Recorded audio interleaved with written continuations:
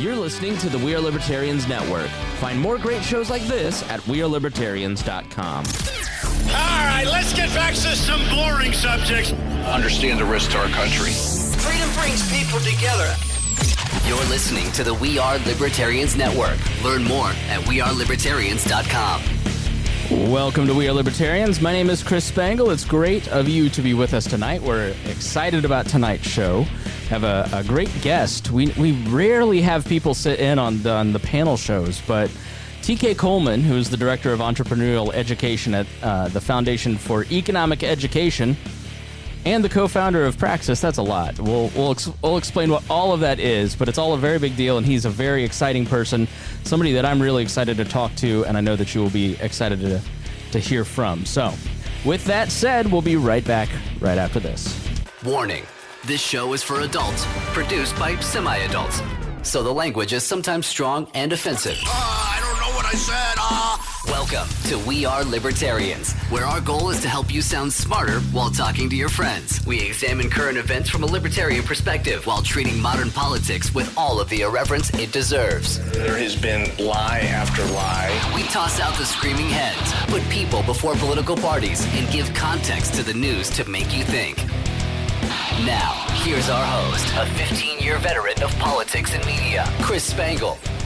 Welcome back to the show. Again, my name is Chris Spangle. If you're new here, thank you so much for joining us.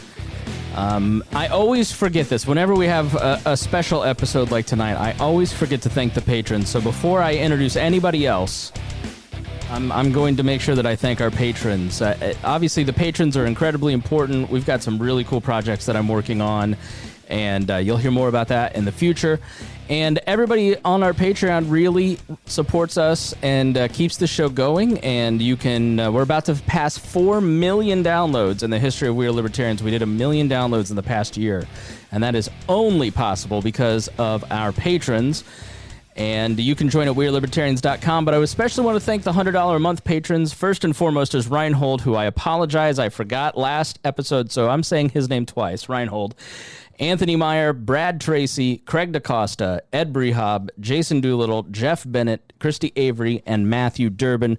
Thank you so much, everybody. I just wanted to do that right out of the gate. With me, as always, is Harry. Harry, how are you? Going good. Got the green screen finally set up behind me. Yeah, I told you I had it. And yet you have absolutely nothing on the green screen. At least TK has like this beautiful bookshelf in the background. You could have faked it with the green screen. What's the point of having it up if you're not doing anything with it? Yeah, I was trying the green screen is really up the game. You got to have like a fake beach behind you. Yeah, right. Sorry, I did not get that set up in time. I was busy doing other things. So it's been a crazy 2 weeks for me. So. All right. Well, we're glad you're here. We're glad that you could be with us. And then always, Mr. Faithful, Rhinehold, how are you? I'm doing all right. My green screen has been set up for a long time, and I still haven't got the lighting to a point where it actually works well. So I just we'll figured have to be stuck with it. I just figured you were beaming in, the libertarian basement vibe. That's what your green screen was. So you're like in a hole. So, well, we have somebody special that. TK, I have seen your name a lot, floated around on various libertarian accounts. You're like the modern version of H.L. Mencken, where everybody kind of knows their name and they see these really cool comments from you and these really concise, hard-hitting, perfectly worded tweets. And, when you reach out to me, I'm like, I really have always wanted to meet him and find out what he's about. And the more I looked into it, I was like, this is going to be a great show. Because your career, I think, is exactly what a lot of libertarians should be doing. And what we're going to talk a little bit about this in this episode is I am probably the most guilty of this. Libertarians are great at the change, but not good at the hope. We know exactly what we're against. As the great meme maker David Cox recently posted a Facebook comment from a young libertarian going, wait, I thought libertarianism was the hate of government. And sometimes it feels like we've gotten really, really good at hating the government, and everything's about the government and what should the government do or not do. And we forget to articulate what the world would look like if we got our worldview enacted. And so I want to start with your background because I think you have presented a great model in a lot of ways. So like, let's start with where you're from. Like, what's your origin story? Tell us a little bit about where you started and where you're from. Yeah, well, I am from Chicago, Illinois, and I am the son of a preacher man. My father's a pastor. And, for me, there isn't a point in my life where I can recall not being immersed in a church community where everybody there was constantly thinking about issues like, what does it mean to live the good life? What does it mean to live a meaningful life? What are our duties to society? And is it even appropriate to think about our relationship to society in a way that is duty bound? So all of the philosophical questions of life, I grew up in a context where these were being wrestled with and taken very seriously as literally a matter of life and death. But I'll tell you one thing I'm very proud of. One thing that means a lot to me is that my father never raised me to be a statist. There are many people who, when they talk about their political journey, they reference having a red pill experience. Well, that comes from the matrix, right? That comes from the fact that when someone was unplugged from this matrix of illusion, this system of enslavement, and they were enlightened about the truth of the real world, they were given the opportunity to take the blue pill, where they kind of go back to their previous life, or the red pill, where they kind of see reality for how it really is. And they realize that, this system that pretends to be an ally or that pretends to be the real world is actually a system of coercion designed for their enslavement. Well, there's a character in the Matrix, many characters in the Matrix, who are known as children of Zion. And when you look at the back of their heads, they don't have that hook in the back of their heads because they were never plugged into the Matrix. And when it comes to politics, I consider myself a child of Zion. I never had to take the red pill because I have never, at any point in my life, been a statist. I don't have a conversion story. I've been a political atheist ever since I was a child. I define a political atheist as a non-believer in the salvific power of the political process, as a non-believer in the legitimacy of the right to rule. I've never believed that. Never at any point in my life did I think that was a reasonable idea. And, when my parents raised me on Bible stories, they taught me to look at the scriptures through that non-statist lens. So for instance, if you take a look at the story of Moses, if you've seen The Prince of Egypt, or if you've actually read the Bible, the book of Exodus, you know that Moses was the prophet and Pharaoh was the politician. And the politician was the guy that was responsible for instituting this system of slavery. And the reason that he did it is because he looked at all of these people and he says, these people are going to become powerful. They're going to realize what they're capable of. We better launch a preemptive strike and enslave these people. That's what the politician did, right? And the prophet was the one who brought a message that said, let us do away with this system of coercion. Let my people go. That was one of the first lessons I learned as a child, that wherever freedom comes from, it doesn't come from politicians. Just like Pharaoh, politicians go with the tide when there's too much pressure in that direction. Politicians are a lagging indicator, as has often been said before me, of the change that occurs within the hearts and minds of everyday, ordinary individuals like you and I. And when people say, I've had enough of this coercion, I'm not going to take it anymore, I will be treated with respect, I demand respect, well then politicians, they will dance to that tune, but only when they have to, just like Pharaoh. He went down in flames trying to resist people's freedom. So they only respect freedom when it's politically profitable for them to do so. But anyway, that's what I was taught. That was my upbringing. And so it's not that my family grew up talking about politics a lot or complaining about the latest politician or political scandal. We grew up not even talking about that. We grew up talking about things like what we were doing as individuals to make our communities better, what we were doing to spread the good news that human beings are creative expressions of the divine and have the power to impact their world regardless of who's in office. And so I've carried that with me, and I have a heart like my dad's. I consider myself an evangelist of the philosophy of freedom, because I do believe that this message is a matter of life and death. I believe that everything hinges upon it, because if we don't have freedom, we don't have anything else. There's nothing that matters more. So that's where I come from. That's how I was brought up. And I'm going to pause there because I just went on a rant. That's okay. And I'm going to pause here and you direct me. You steer let me. me tell you, Rhinehold and Harry are very patient. I think I talked for 28 minutes straight before Rhinehold was able to speak. It's how it goes. Once you know how it is. Once you get started, you just can't stop, and you're like, it's working tonight. That's all great, and that's something that I'm not surprised to find out that you have a Christian background or that you come out of a Christian community, because one thing I continually run across in the liberty movement is that the people who are anchored in faith of whatever type usually have more of an eye towards their community, an eye towards social interaction. That's something that we talk a lot about here is empathy. How do we interact with each other? I don't want to live in a society where the New York Times doxes Tucker Carlson and, Portland Antifa are abducted and aren't given due process. Like, it doesn't matter. It's what happens. What do you say or what do you think about the person that is your enemy? That is really where character is born out of. And we seem to be kind of losing that. And that's where I think libertarians can really step up and show, hey, the center, the middle, is most of this country, and most people just want to go to work, raise their kids, be treated decently, be heard, hear others, treat each other well, and live in peace and harmony and have peaceful cooperation. And so, see how you get going and then it just doesn't stop, TK. You know how it is. And so how much does your faith influence your political? I mean, it sounds like it's pretty heavily influential in how you view social organization. Yeah, absolutely. Well, first, if you think about it from a faith perspective, there's this idea, at least in the Christian worldview, that the ultimate expression of God's love was the endowment of free will.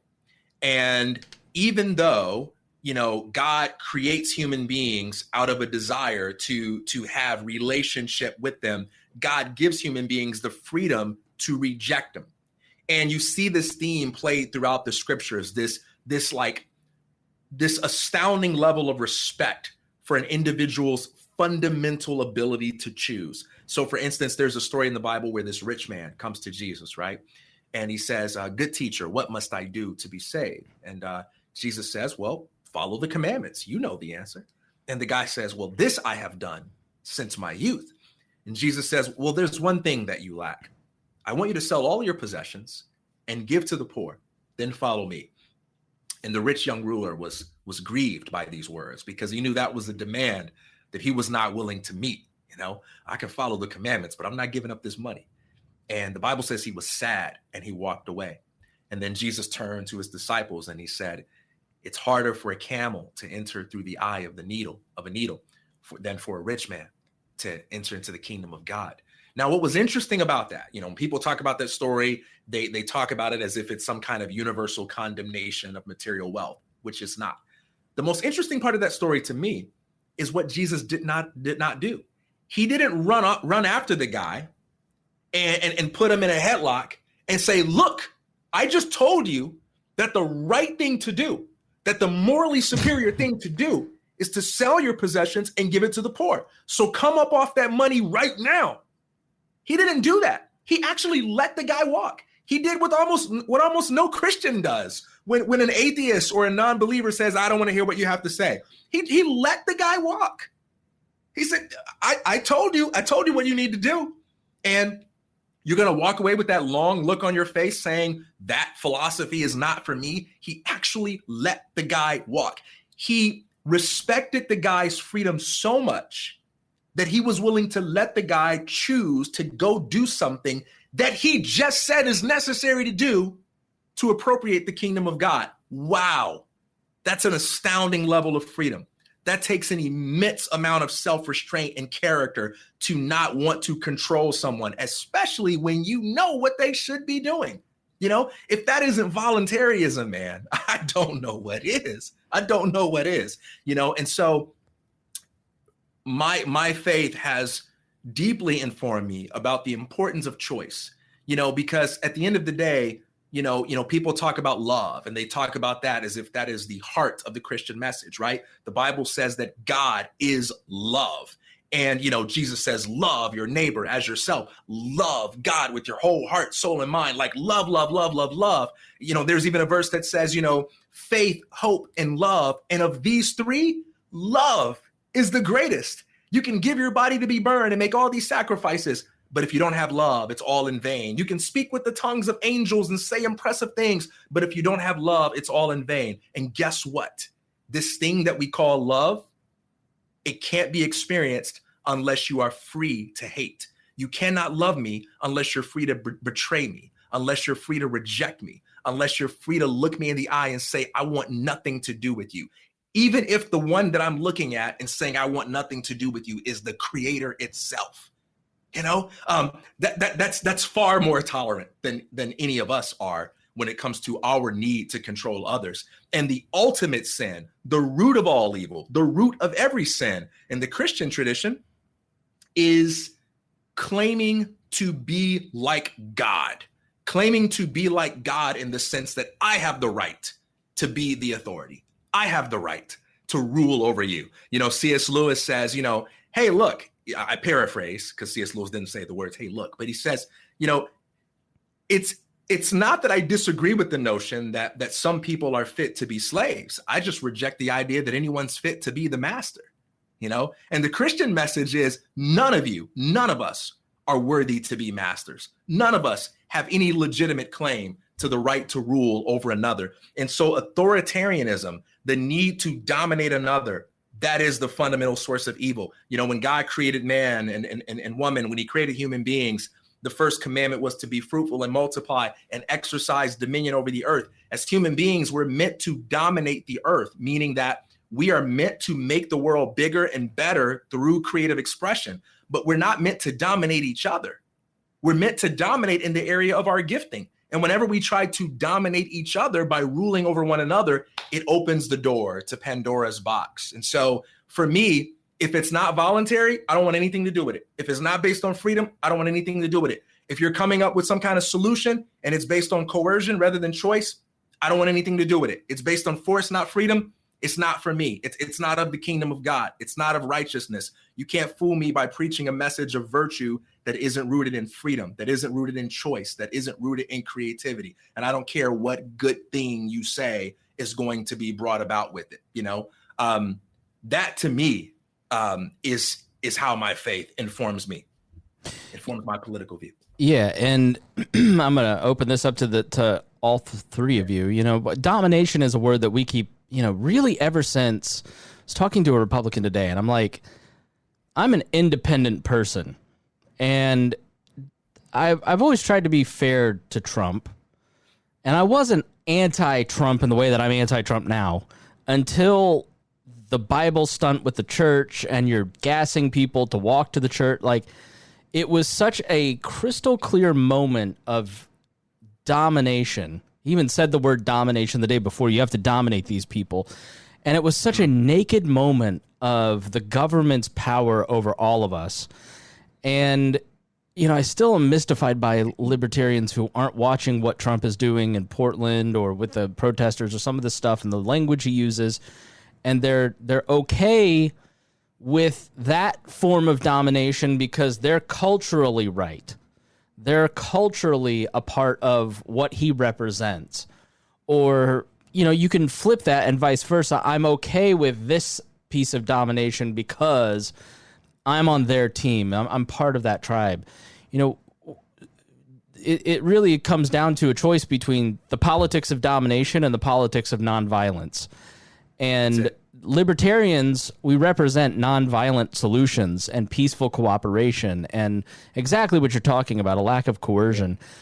What is it about us that even libertarians, even those of us, even Christians, even, everybody that you've kind of talked about and so eloquently summed up the beliefs of both, what is it about us that loves...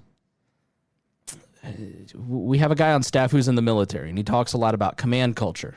And who's at the top of a unit defines that unit. And he said, if you get a new guy who's great at this level every level below that becomes great. But if you get a guy who's horrible, every level below that, and there's a bit of that command culture in society where that top person informs how the rest of us operate because we are so oriented towards a leader. How do we start to break people out of that mindset? I mean, Rhinehold, Harry, jump in here too if you'd like, but what is it about us that looks for that in a leader, that we want to be dominated, I guess is the way to put it? I think it's just more a case of just feeling overwhelmed with all the choices and the decisions and everything you have to make, that it just be, sometimes it's just easier for someone else to make those decisions for you, and you can just let that, okay, you're right, I'll do what you want because that makes sense. And I think that's part of it, but a lot of it's still more of a conceit where people still think that they have the kind of the moral or intellectual authority to tell people how to make decisions in their lives, even though they don't know all of the things that person's gone through.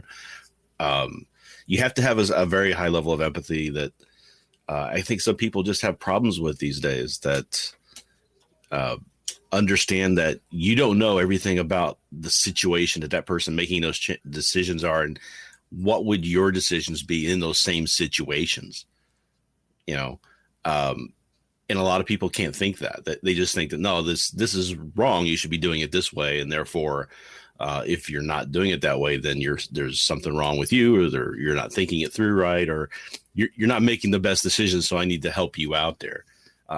So they think it's coming from a place of helping that person, when in reality, they're really just keeping that person locked up in chains, as TK said. I mean, it's, what he said was so eloquent before. It's really hard to kind of follow up on. But you're ruining the show, TK. Well, remember, I'm not I'm a Taoist. I'm agnostic or atheist, as it were. So, and I'm sitting here listening to TK talk, and I'm ready to go up and, jump into the baptism pool again, right? So, I mean, it's that level of fire and conviction and care all combined together that I think the Libertarian Party, the Libertarian movement, needs to be focusing on, instead of these stupid little fights all the time. Not just that, but authenticity. Yes. Harry? A lot of it is also from just a big defense mechanism, or just how humans have just progressed from. They are like to look towards a leader and work towards a movement. A lot of people are very scared or don't have the confidence to know their first step.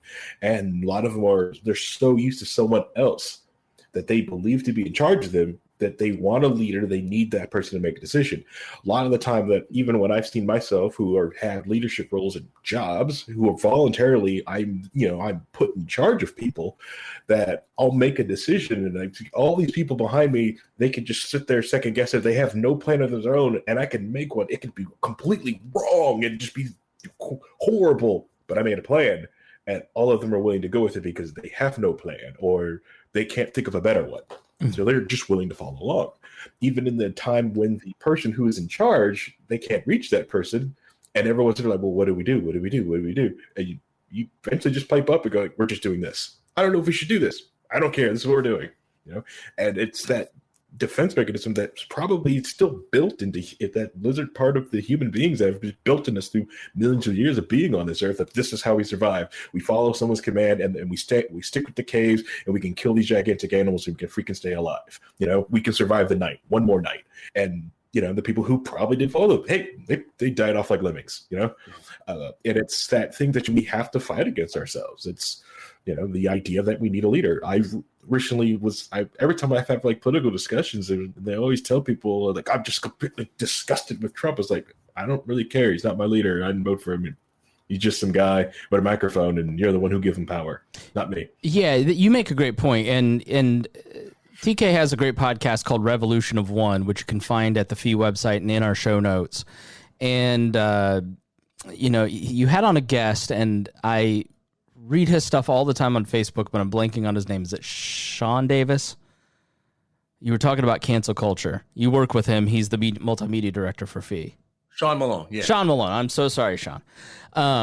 Completely butchered it. But, he made a point that I kind of have been thinking a lot lately, is that everybody's terrified of cancel culture, and everybody's terrified of Antifa, or everybody's terrified of fascists.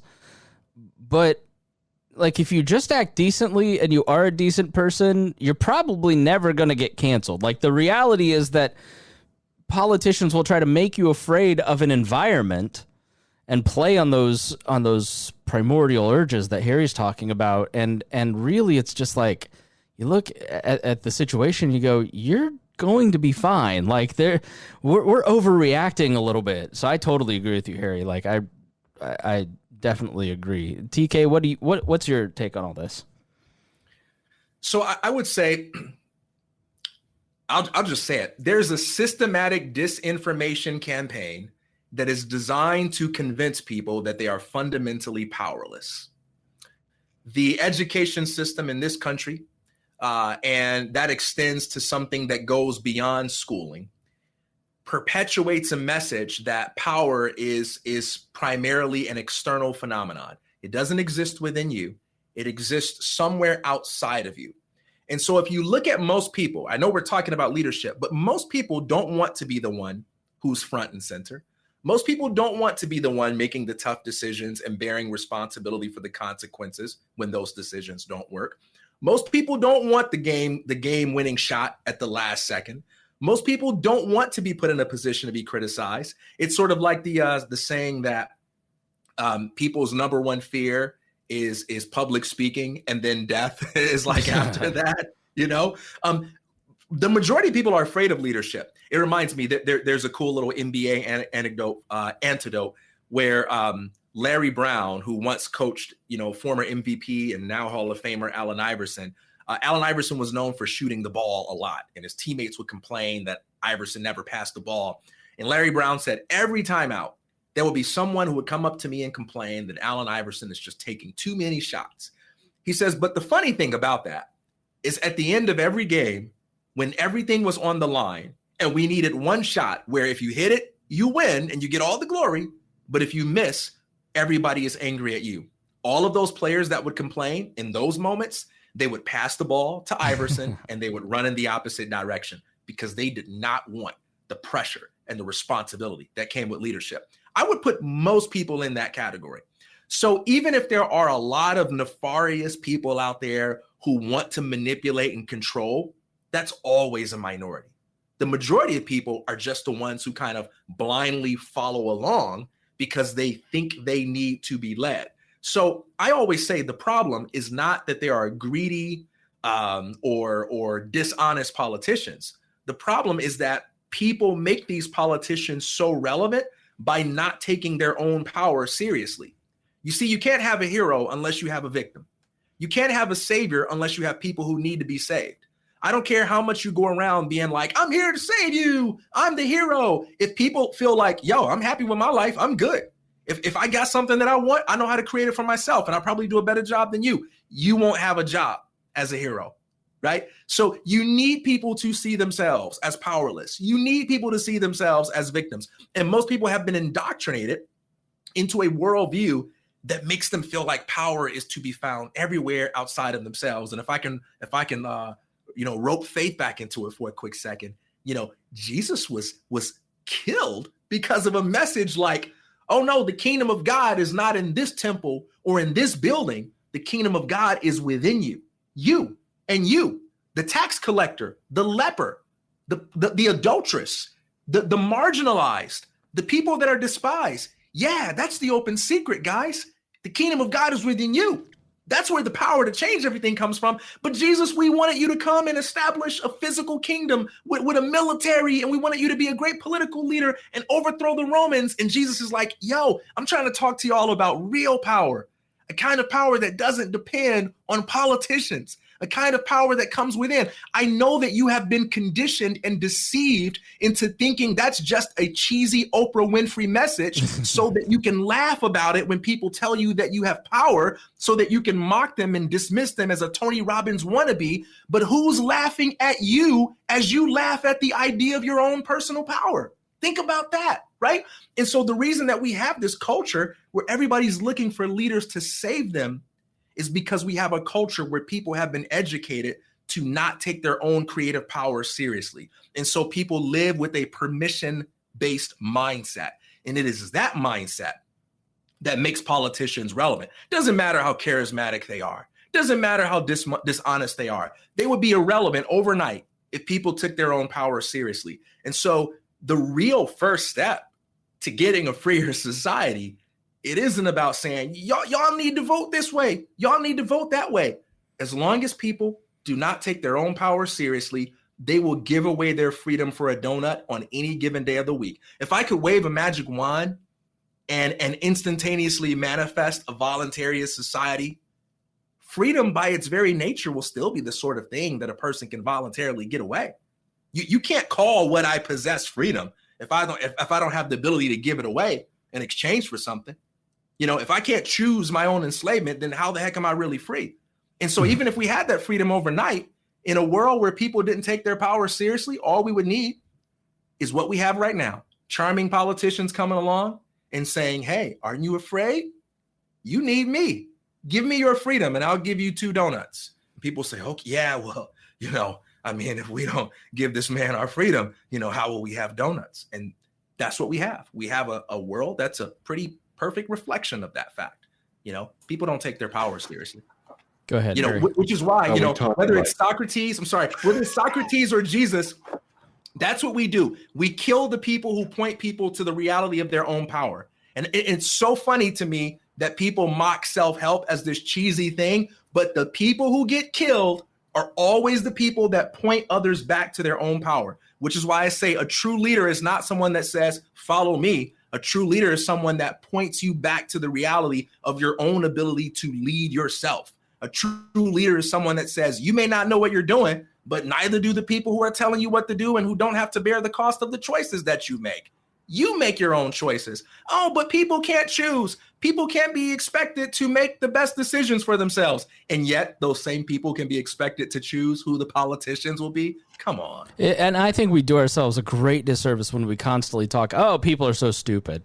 And we all do it because people are stupid. But like the point is that if you think people are stupid, it's because they have had those muscles atrophied. We can't talk about politics and we can't talk about religion because we don't talk about those things anymore. And so we don't have the ability to converse about things like race in a healthy way. Like what I am continually running into as I talk to people in our audience, in the comments on our Twitter, Facebook, Instagram, there's almost like an overlaying of the coronavirus pandemic fear on the nature of ideas. Like if I expose myself to a Marxist, I might catch it. If I expose myself to a white supremacist, I might catch it, and there isn't fear is really the thing that you hit on and that I find is just that fear of I'm going to stay here and I'm going to promote the people that let me stay here in this protected little bubble. I'm going to live the same place in the same way that I've always lived. And I grew up that way. Like I'm perfectly comfortable living in my own little bubble, but fear of ideas, of people, of words is just so profoundly strong right now. And it always is in an election year, but this is above and beyond. Go ahead, Rhinehold. So, I was going to say that too, that in that example that TK gave about the 2 donuts, that's not enough for full domination like that. It's not just, I'm going to give you 2 donuts if you do what I say. It's that I'm going to keep those other people from taking your 2 donuts, right? That I'm going to give you. I'll give you the 2 donuts, but I'm going to make sure that those people there who are coming to get you, that they don't get it they don't get the chance to take it from you. And that's really the power that they're employing. Yeah, people people might not even exist, right? There might not even be somebody who wants your donut, but as long as you buy the narrative, that's all that matters. That's exactly right. It matters what you believe that informs your behavior, and it doesn't matter that there aren't 8 million Antifa on the borders of every suburban town ready to take over the TJ Maxx. It's that people believe that is real. Harry, I apologize. I cut you off. What were you going to say? Oh, I was supposed to say the same thing as Rhinehold about the donut thing. It was that, it's not the simple fact that, that they're coming to take, someone's going to come to take your donuts, and they're also restricting the amount of donuts that you can have. Yeah. In reality, they're saying, here's 2 donuts, even though you're capable of making a dozen. Yeah. Yeah. So, CK, when it comes to fear and open dialogue and engaging in a community and, my life, as I've talked about on the last few weeks, like, I'm not afraid of Black Lives Matter. I'm not afraid of the term. I'm not afraid of talking about police abolition. I don't know that I agree with a lot of what they talk about, but I'm willing to listen and I'm willing to have conversations, and I'm not afraid of it. But then there's also that other level that I've been red pilled, as you mentioned, in a throwback to the beginning of the show. I was a conservative, and now I'm a libertarian. When you're talking to other people about giving up that fear and letting go of that power, because that's really what a lot of this is. It's the conservative side, especially a lot of the anger when we talk to our boomer parents. They don't want to let go. I got to hold on to this. I've already lost too much. I've got to grab onto this. And if I let them in the country, then I'm going to have to fight even harder. Like, that's hard to deal with that fear. When you're talking to people, what strategies do you kind of, maybe not strategies, but just how do you deal with people's fear in a conversation when you're trying to talk about issues? Yeah, there's a lot I could say here. I mean, the first thing is I think there is a beauty and a pragmatism to empathy, and empathy doesn't mean, pretending to feel what you don't feel. It means, looking beyond the words that are being exchanged in a conversation and paying attention to the context within which this conversation is taking place, and understanding how the dynamics of that context is shaping the conversation. It's like the economic observation, right? Where people respond to incentives. That doesn't cease to be true in a conversation. So take a step back right now at the times that we're in. If I were a social engineer, okay, if I were the puppet master, so to speak, and I wanted to put human beings in a situation where I could manipulate them to believe whatever I wanted, where I could, cause them to live in fear and fight with each other, I couldn't think of a better setup than the one we have now, where everybody is locked away in their homes. They're isolated from one another. They're not having human contact, right? They're not talking with real human beings. And people are just watching everything from their glowing rectangles. They're just feeding themselves traumatic imagery.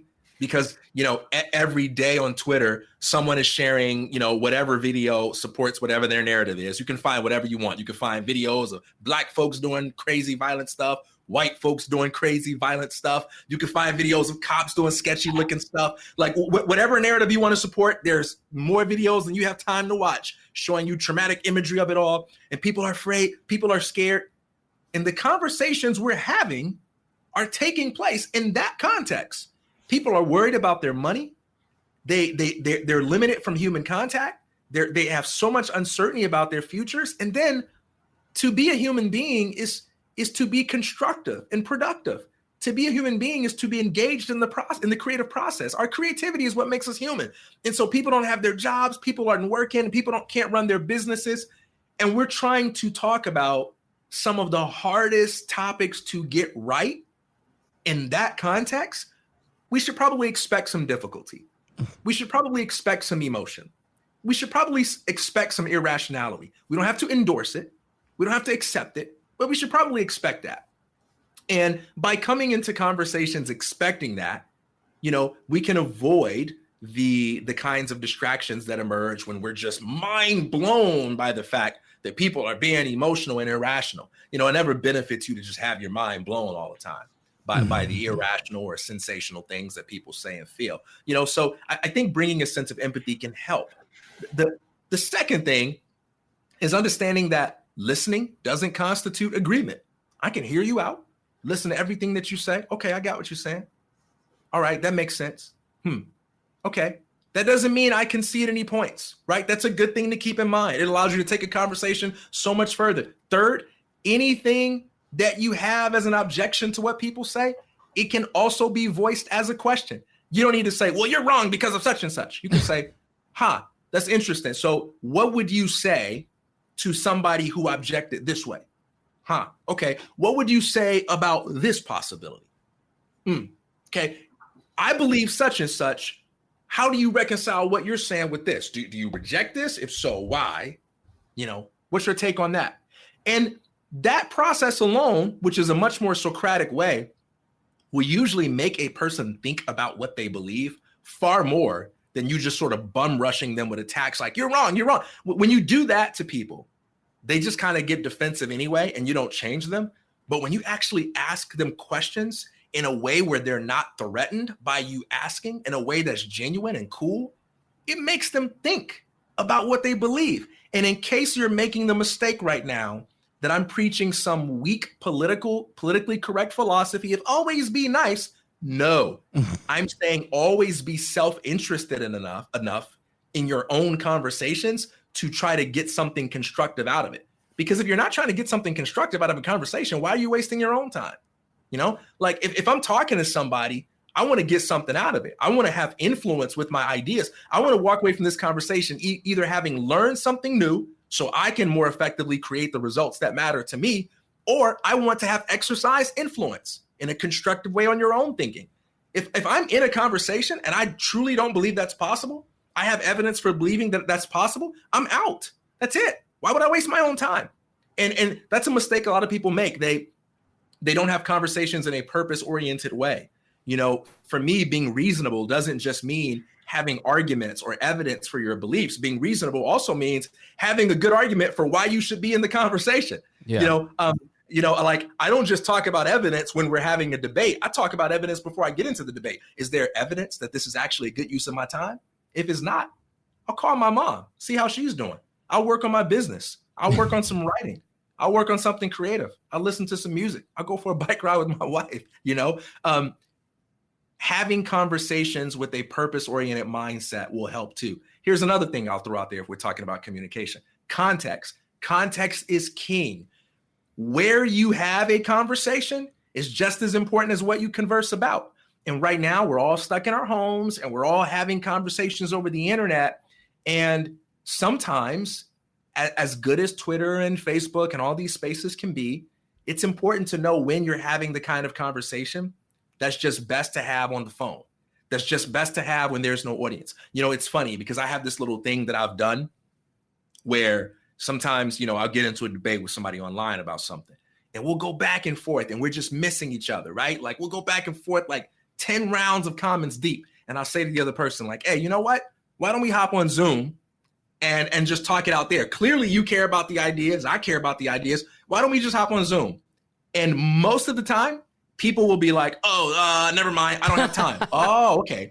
When I took away that audience from you, it was no longer interesting. When I took away your ability to slam dunk on me with an argument, it was no longer interesting, right? When I raised the stakes by assigning a cost to having a conversation with me, like getting on Zoom and being a human being and looking at each other face to face, it wasn't interesting anymore. Okay, well, thanks. I'm glad I found that out. It saved me time.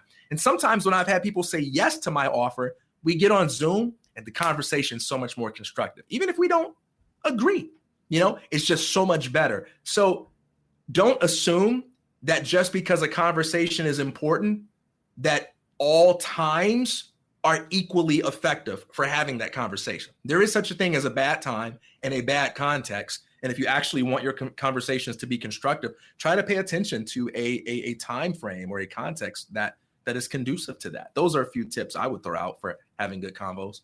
Yeah, I think the don't throw your pearls before swine principle, going back to there are just some times where it's like, this person doesn't want a conversation with you. Like I will have a conversation with them because what I have learned over the years is that if I post something and it gets a reaction and I comment back to the commenter who's having a reaction and we go back and forth, I know I'm not going to change that person's mind. Sometimes you're surprised, but a lot of people watch those back and forths. And the second you make it negative, the second that you give in to wanting them to make it negative, some people try to bait you. And if you don't take the bait, then that helps. You know, people kind of want to watch that thought process take out, and sometimes it shapes some of your stuff. That's probably the most helpful tip, is just like, don't try to jump in, because the thing that I regret most is when I try to jump in, or, you know, it's just like, it wastes too much psychic energy. You're totally right about working on your business or spending time with your family. It's just, these little serotonin machines are not good for us. Go ahead. It's amazing how many people victimize themselves by subscribing to the false assumption that they owe it to other people to argue with those people whenever those people demand an argument. Right. And the reality is, you have the right to decline any conversation you want for any reason you want. And you have the right to exit any conversation you want for whatever reason you want. That's freedom of association. That's voluntarism, right? Now, the person who wants to argue with you, they're never going to like that. Never, right? Because they're emotional, they're passionate, and it's in their best interest for you to sit there and talk with them until they've got their feel. And that's understandable. They don't have to apologize for how they feel, but you only have so much time. You only have so much energy, right? At some point, you got to stop that conversation. And you've got other things that you need to be doing. You have things that you need to study.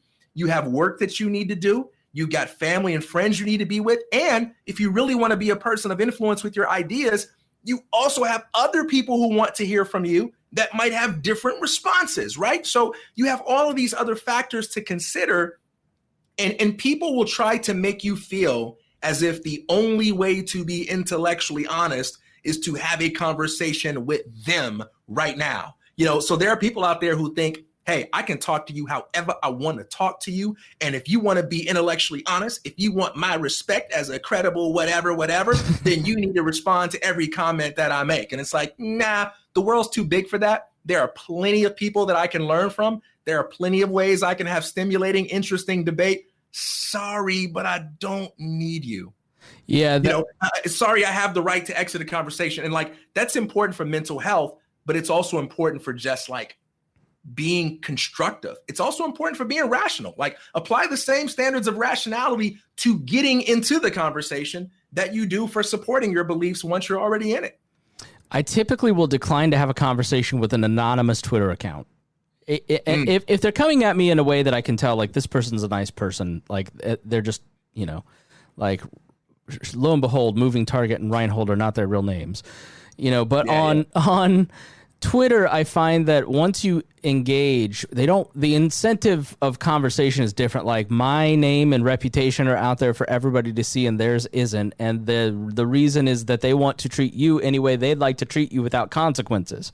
And so that's not a productive conversation. And they get mad when I say, thank you, I'm not going to have a conversation with you, which I do just to be annoying. And it does annoy them. Like, I got swarmed by a bunch of different accounts. But I do that too, by the way. I often respond to people. It's part of the fun for me.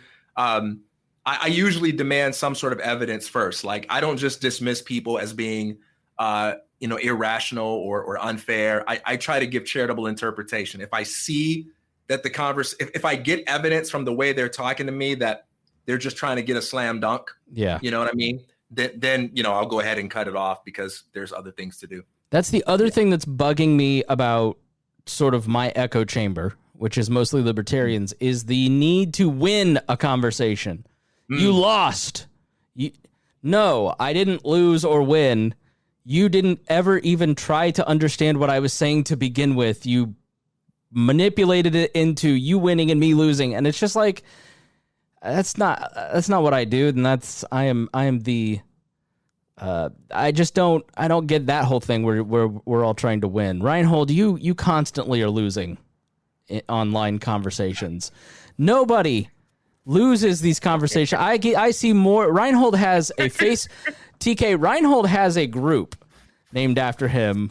What leftist thing will Rhinehold say next? And then they just tag it on these Facebook channels. It's so I feel bad for him because he's just losing left and right. Rhinehold, how do you deal with that? Oh, losing is just not winning yet, right?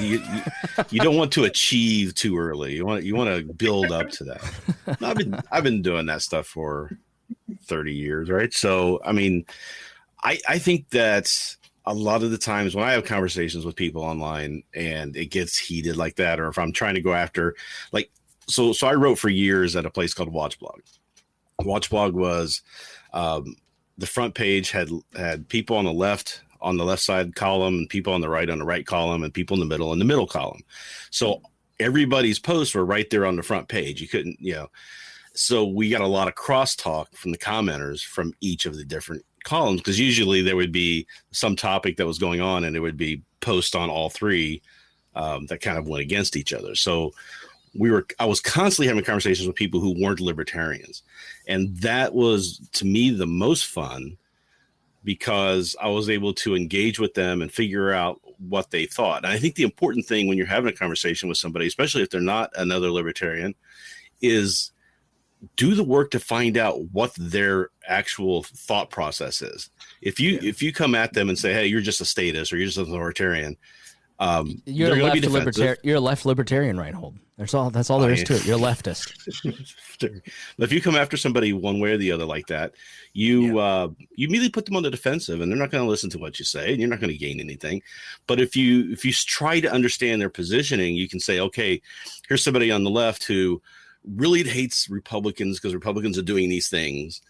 They just want people to be treated fairly. They just want society to work better. They want all these things. And you find out that they a lot of times have the same goals you do. And the same with the people on the right. A lot of the people on the right middle area are doing the same thing, where they're just saying, I just want to be able to take care of my family. I just want to be able to make my own decisions without somebody telling me what to do. These people have these thoughts, and it informs how they kind of see the things. And you have the opportunity to make them see things another way, but you can't do that until you know why they're thinking that way or why they're seeing things that way. And that's when you can gain some traction in changing somebody's view, is when you have the understanding of what that view actually is to begin with. That's a real good point. Oh, go ahead. Brian says, sounds like a bunch of cultural Marxism to me, Rhinehold. No, the thing that I found is that, when I made the effort, the very uncomfortable, the very difficult and not easy decision to go have conversations about race with Miss Pat and Dion, and put myself out there so that I could be called a racist if I said something ignorant. And they're like, you are ignorant. You're just not willfully ignorant. And that's the thing that we hate, them individually. And that's what I found in talking to a bunch of different cultures. The truck driving, trailer living, Trump voting, conservative that voted for Pat Buchanan, the Black Lives Matter protester, Rhinehold, me, TK, everybody just wants to be heard, and they want to be understood, and they want to be respected. And that doesn't seem to be a very tall order to me. It's just a matter of having that conversation, like you're saying, where you're feeling each other out, having that conversation, trying to understand. I just want you to hear my point of view. The person who is a Trump voter, who, they have a point of view. They're not evil people. They're not dumb people. There's very reasonable points, just like you said earlier. Their beliefs are real to them, and so why wouldn't you want to understand their beliefs instead of just announcing that? But I cut you off, TK. What were you going to say? No, man. I mean, these are all good points, worthy of being said. So here's an analogy of something that I observed growing up in a church community, but I think it's true of belief systems and community of believers, whether it's politics, religion, or anything else. So in your average church, you usually have only about a handful of people. Assume that it's a mid to large size church. You usually only have about a handful of people who really know the first principles of that belief system. People that have studied up on theology, people that are capable of having conversations about Christian apologetics, people that can talk with an atheist who will be like, well, do you really believe that a snake literally spoke? And actually not get defensive about it and have an intelligent conversation about it, right? There's a small number of people that want that conversation and that can have it. The overwhelming majority of people in the church they don't even read their Bible all that much. They can't really like quote a bunch of scriptures. They'll probably get upset if an atheist bum rushes them like, well, why were there, 1,233 people in the census according to the book of Isaiah? But then the book of Numbers says this. Those people like get upset and stuff like that. They're not ready for that conversation. And when you talk to those people, you find that the basis for their belief is something that's far more experiential. It's far more personal. It's something that has nothing to do with all of those arguments you're studying upon and trying to debate them about. I say that because when it comes to politics, I think the mistake a lot of us make, we spend our time listening to podcasters, political commentators, politicians, people who make their living being in the relatively small space of those who study the ideas and talk about it all the time. And then we go from that to talking with ordinary people, everyday individuals, hardworking people who don't even like read books on this stuff. And we treat them like we're talking to the political commentator. And you have, like, I lived in California, Los Angeles for 10 years. And there were so many people there who in their liberal bubble, they just assume that if you voted for Trump, you're a racist. It seemed plain to them. But you know what? Many of them, they didn't actually know any people that voted for Trump. They never had coffee or went to the bar with somebody who voted for Trump and said, tell me about your view. All they knew is what they saw from Trump himself, what they saw from political commentators who defend Trump. And then when they go talk to ordinary Trump voters, it's like, oh, you must be a racist. And so I think just engaging, you don't even need a communication technique. Just actually go talk to real people. Consider it intellectually irresponsible to make comments about people who say this or people who say that, unless you actually know some people in that demographic. It's like, don't be the kid who lives in an all-white suburb, doesn't know any black people, and says, I can't say what I want to say, or black people are going to call me racist. Actually go meet a real black person. Thank you. Yes. Before you do that to yourself, right? Same thing with Trump voters or BLM or feminists or, MAGA cap wearing people. Doesn't matter. Just talk to real people, Yeah. Get your ideas from the people that actually believe it. I'll shut up after this. I promise. No, you're good. No, you're good. This is something that I had to learn as a Christian when I began to study other religions and worldviews. If I want to know about Buddhism, I'm not going to go talk to a Christian who used to be a Buddhist. I'm not going to go talk to a Christian who wrote a Christian book about Buddhism and why it's demonic. I'm going to go talk to an actual Buddhist. I want to talk with somebody that practices it right now. I'm not going to talk to the bitter guy who grew up in a Buddhist home and deviated from the faith because he hates it. Nope. Only person I want to talk to are people that actually practice that form of spirituality and they believe it's changing their lives. I want to learn about it from them. Same thing if I want to study Islam. I want to hear about it from the practicing Muslim. If I want to understand what it's like to be a Republican, I want to talk to somebody that truly is Republican. I don't want to hear the Democrat make a video, or even something like, I saw Ben Shapiro. He's got a book review of white fragility. This is not how I do research. I don't want to limit my understanding to like Ben Shapiro telling me about white fragility. You know what? I'm going to go read the book. And if I disagree with it, I'm going to disagree with it because I read it myself. If I make fun of it, I'm going to earn the right to make fun of it because I read it myself. I don't ever want to live or think through a political commentator, even if I respect them. And I think having that kind of mindset will take you so much further in your interactions with people. Well, I mean, now that he's dissed podcasters, we have to say goodbye to TK. I mean, no, I'm just kidding. That's what we do here is really try to do the hard work, because I'll be honest with you, what I did the first like 5-6 years of this show was I had very smart co-hosts and I coasted. And I kind of just, we have this joke in our chat, our writer's room, as we call it. I know there's this fact that I know I heard on a podcast somewhere, but I can't tell you it's true. And I think that's everybody has that. You kind of heard this thing in conversation. You read it on Facebook and it seems true, but you don't really know. It's like, when you're talking about white fragility and giving Ben Shapiro's take on it, that probably may be true, but you also really don't kind of know, and that's how I did a lot of this show early on. And then, since 2017, I realize the responsibility and just the trust that people have in what we do here. So our show notes have gotten like 17 pages long, and like we're going to put the work into it and have, conversations, because I realize like I have the ability, like when Harry said to me, "You don't get it. My experience is way different than yours in life, but especially with police officers." It just never occurred to me. Never occurred to me that Harry has a whole different set of circumstances that are solely based on the color of his skin.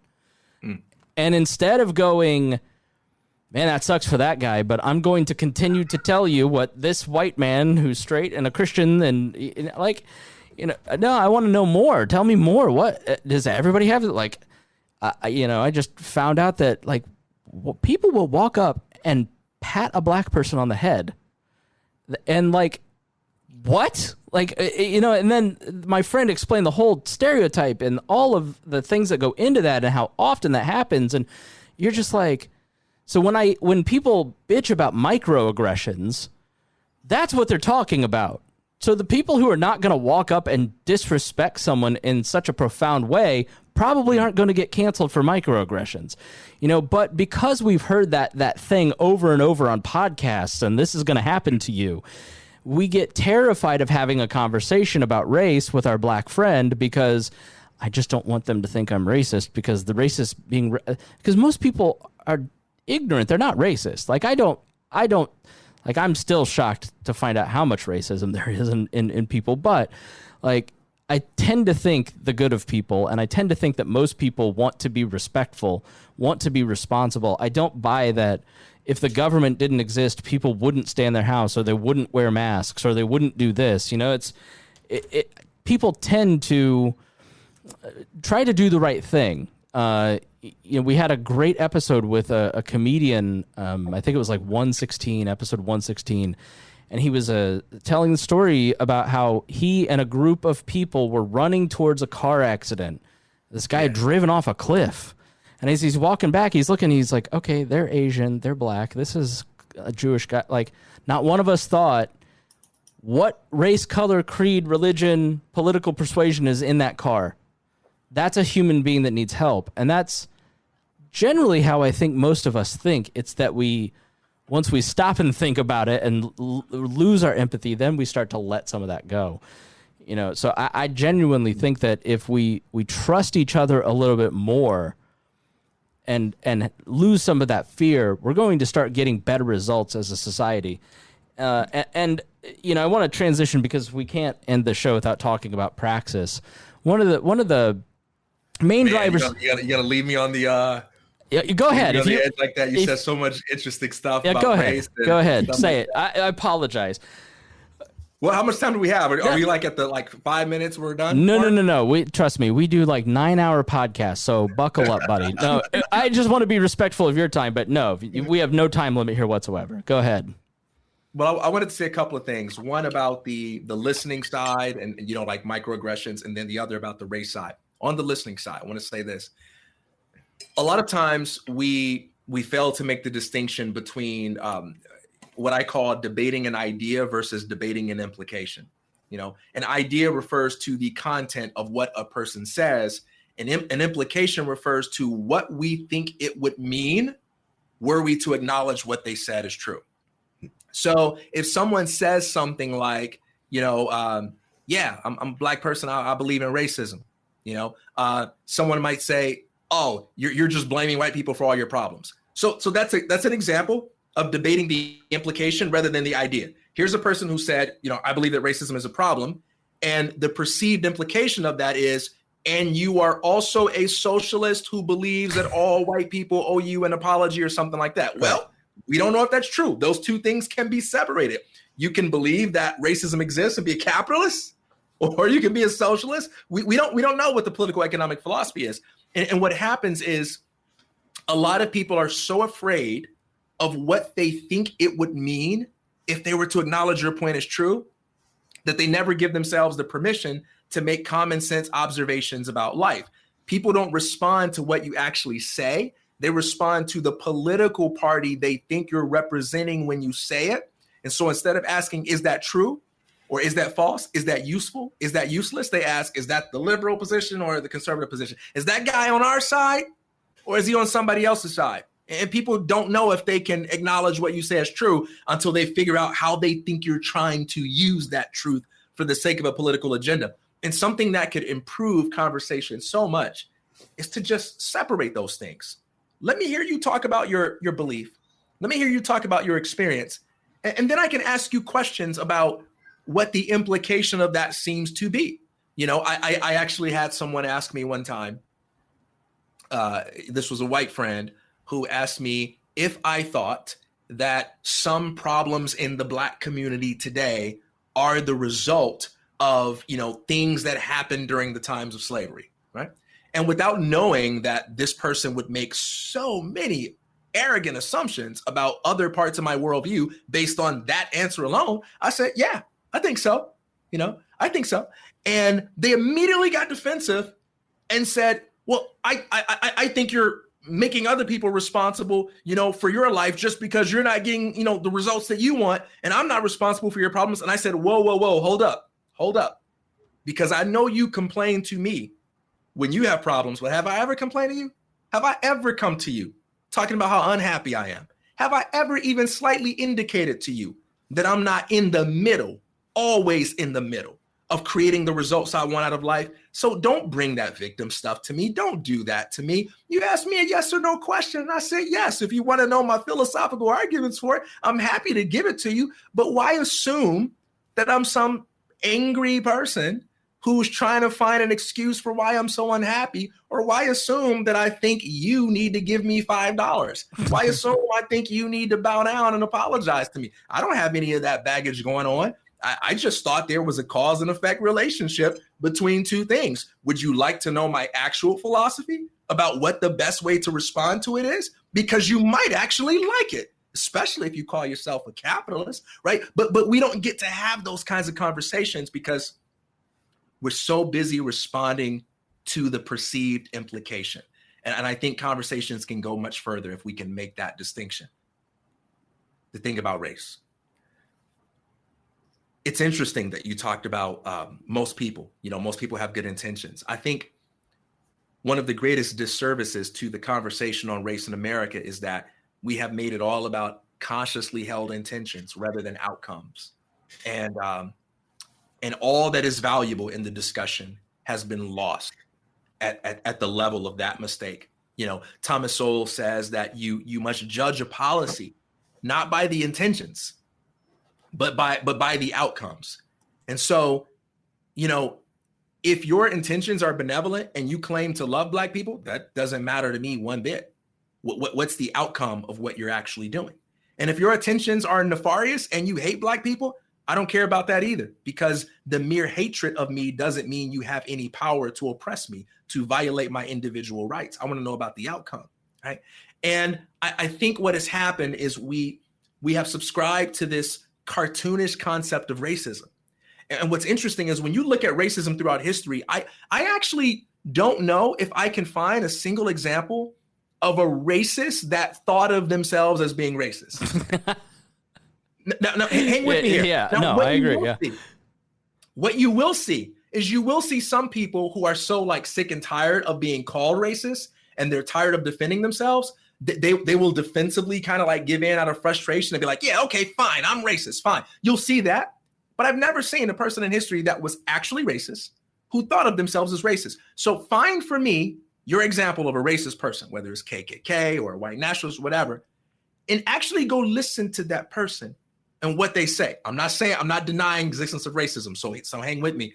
But I'm saying if you look at what a racist does and says from the vantage point of their own internal logic, it often sounds like this.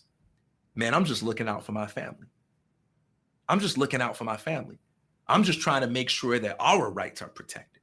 I'm just trying to make sure my daughter's okay, that my son is okay. I'm just trying to make sure my wife is okay. I'm just trying, I'm just trying to make sure we good. You know, even in times of slavery where we have this romanticized, completely erroneous view of American history, that there was a point in the past where America agreed on like the quality of life for Black folks. And that everybody agreed during that time that racism was this big problem and that Black people had this low quality of life. The main arguments for keeping Black folks as slaves made by the whites at that time were arguments that were couched in the rhetoric of compassion. The main arguments were not, these Black folks are beasts and they're evil and they don't deserve freedom. No, the main arguments were compassionate arguments, like, but they can't read, like life is better for them on the plantation. Even many of the slave masters thought of themselves as being loving and nice in the same way that a human thinks of themselves towards their dog, right? Like, if you own a dog, you don't see that dog as your equal, but you love that dog more than your neighbor, right? That's how these slave masters saw Black folks. They didn't see themselves as being racist. And so if you want to fight racism, you are never going to succeed at the level of trying to convince people that are racist that they need to see how they are being racist. In the same way that, for instance, if you want to stop someone from manipulating you, you're not going to get there by trying to convince the manipulator that they're being a manipulator. Because people who are manipulative don't see themselves as being manipulative. They just see themselves as doing what they got to do to survive. And it works for them, right? The way that you stop it is you take responsibility for creating boundaries that make it impossible for them to violate your individual rights. Same thing with racism.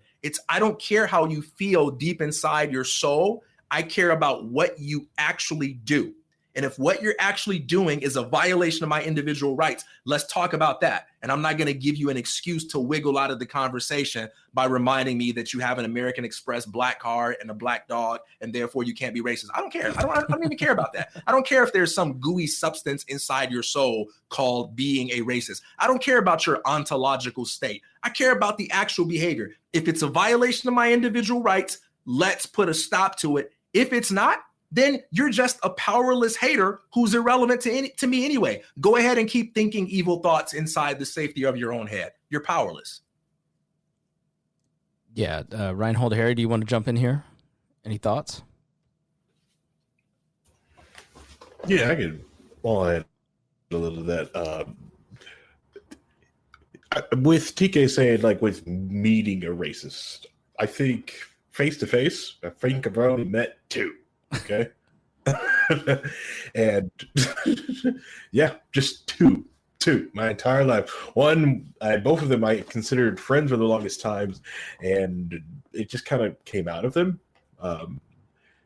Just conversations, a lot of them admitting it themselves later on, and just having this different worldview. It is shocking. There's a lot of different times you do give them the benefit of doubt when different things happen, but things start adding up, and eventually, for some reason, each time these two individuals, one person I did a podcast to, actually both of them I did podcasts with. One I met through Wall, and the other one I met in school, hung out with. It is weird when it comes out, because just like you, TK, it's like, yeah, you just don't meet them and know people really do think they're racist, even though they do have racist actions and what you perceive as racist thoughts, just because of, you're right, it's that idea of compassion. I'm doing this and the same thing to help them.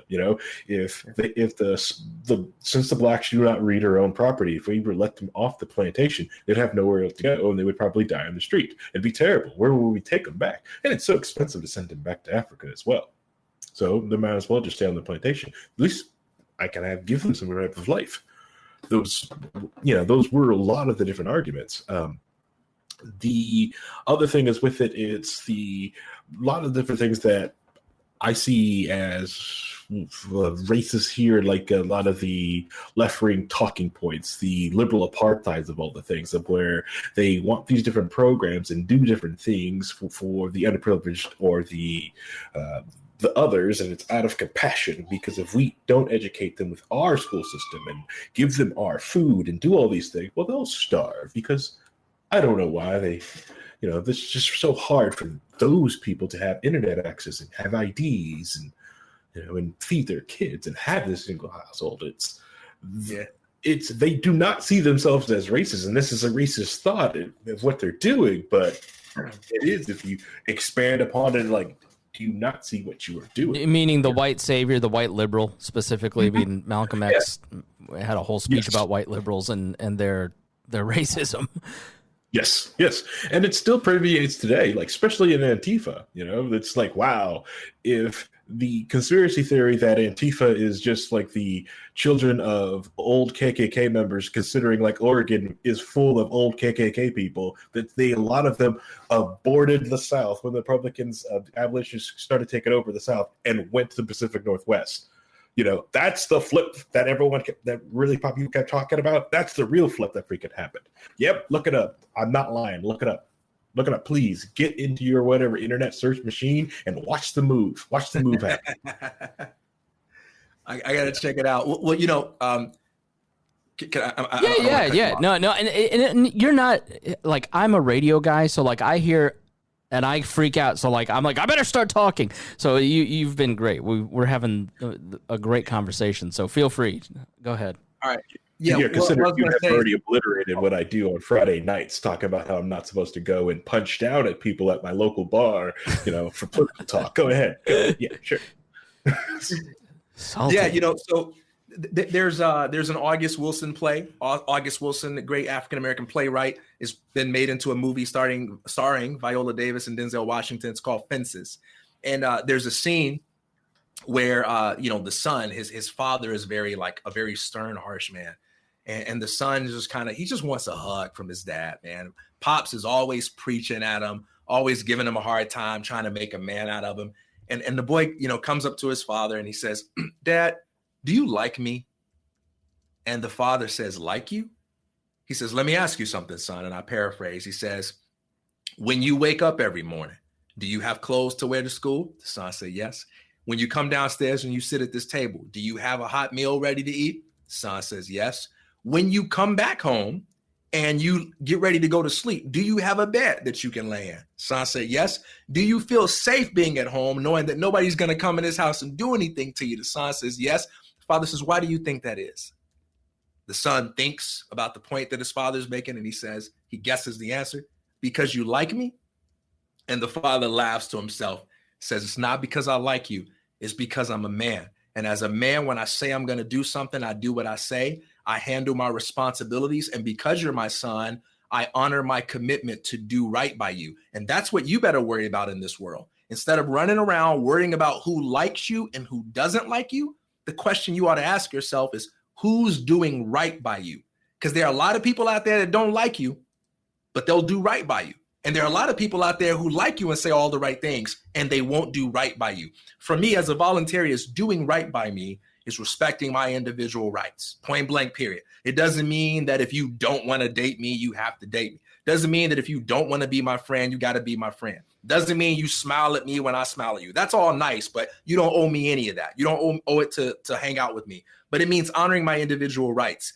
And by making everything about who likes who, because I see the left and the right, especially at a time like this, they're kind of involved in this shouting match with each other, where it's like, you're the real bigot. No, you're the real bigot. You're the real racist. You're the one that's really racist. And they're having that conversation with themselves. And black people are kind of like a plot device, that's useful for that conversation to different groups in different ways. But it's like, it doesn't matter who likes who and who doesn't. And by making everything about intentions rather than outcomes, we've created this market where one group gets to feel really good about themselves for being anti-racist in rhetoric while endorsing policies that actually have negative externalities that are crushing Black people, right? And then, another group, even if there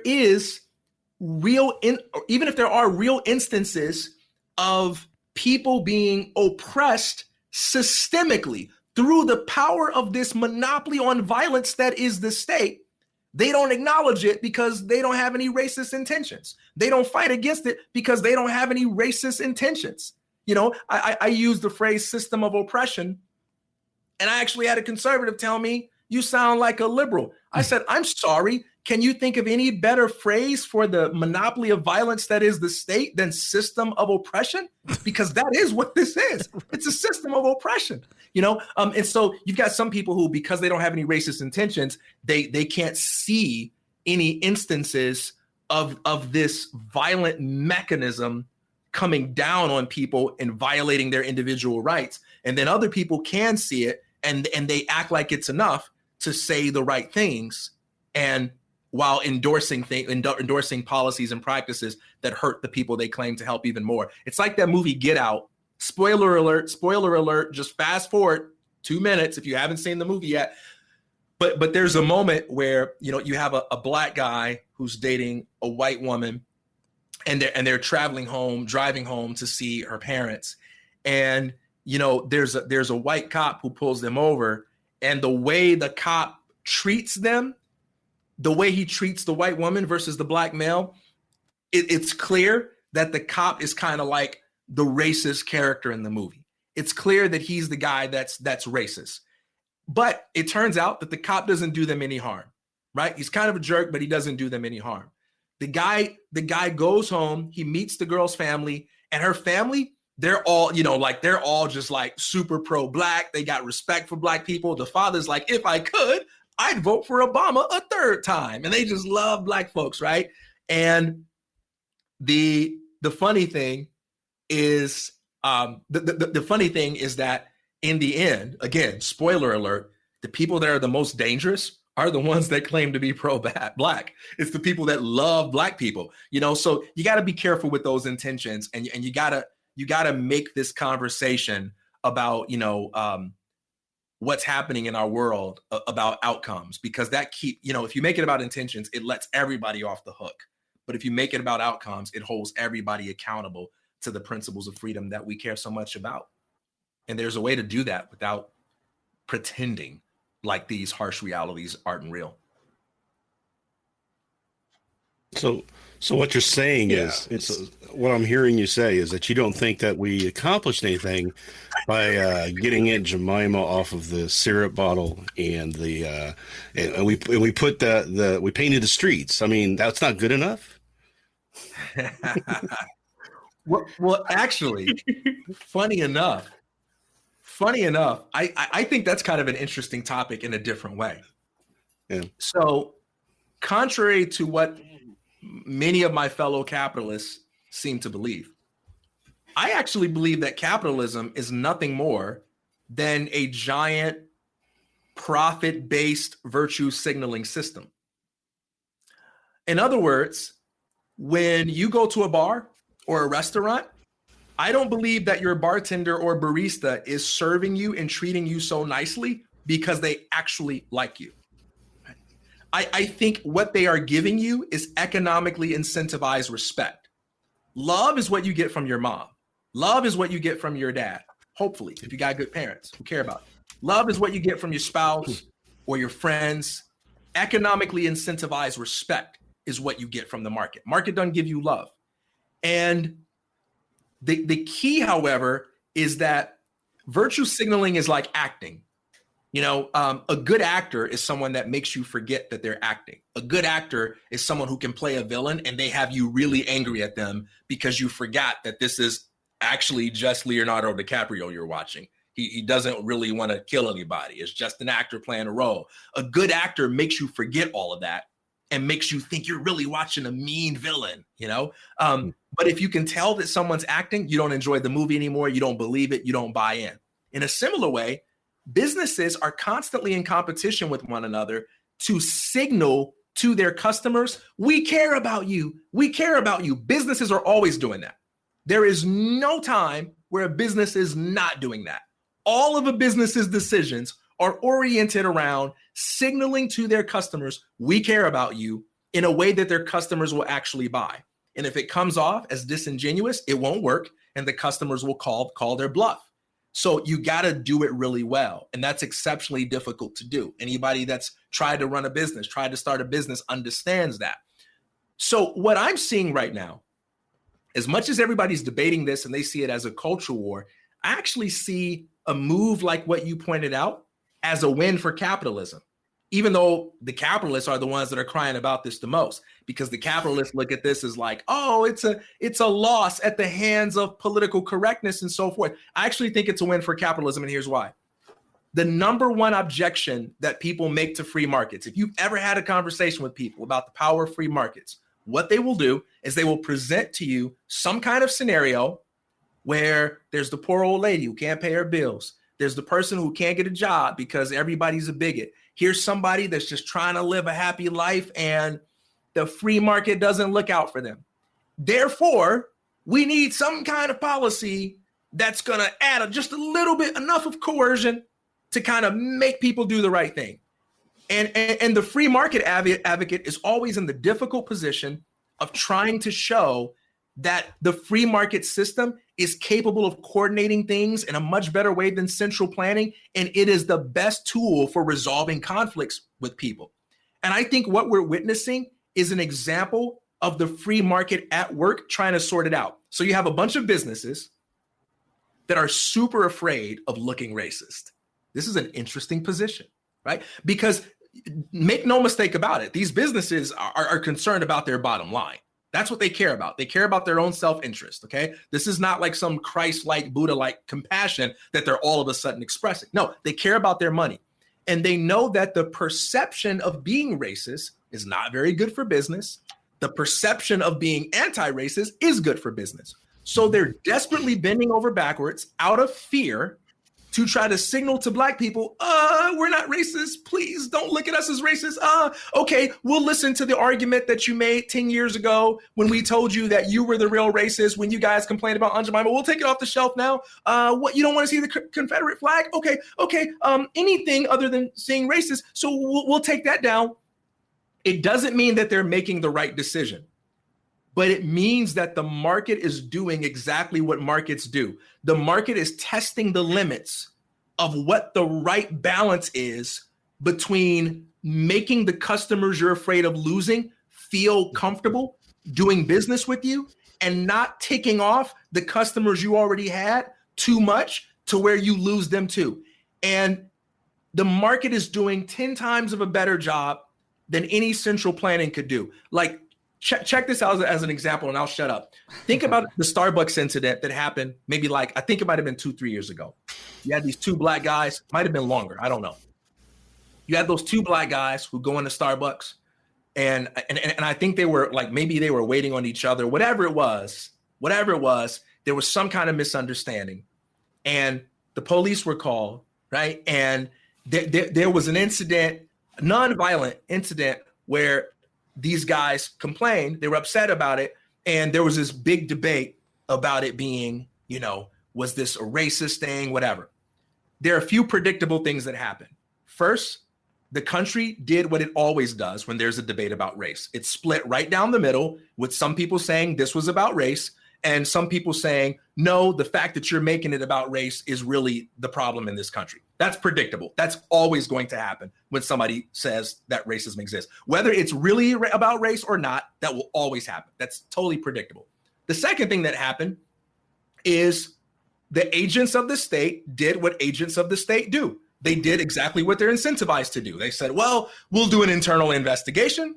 And then after doing an internal investigation, they say, hey, look, they defend themselves. They say, our guys handle things in the right way. This was not our fault. There were no negative intentions at all.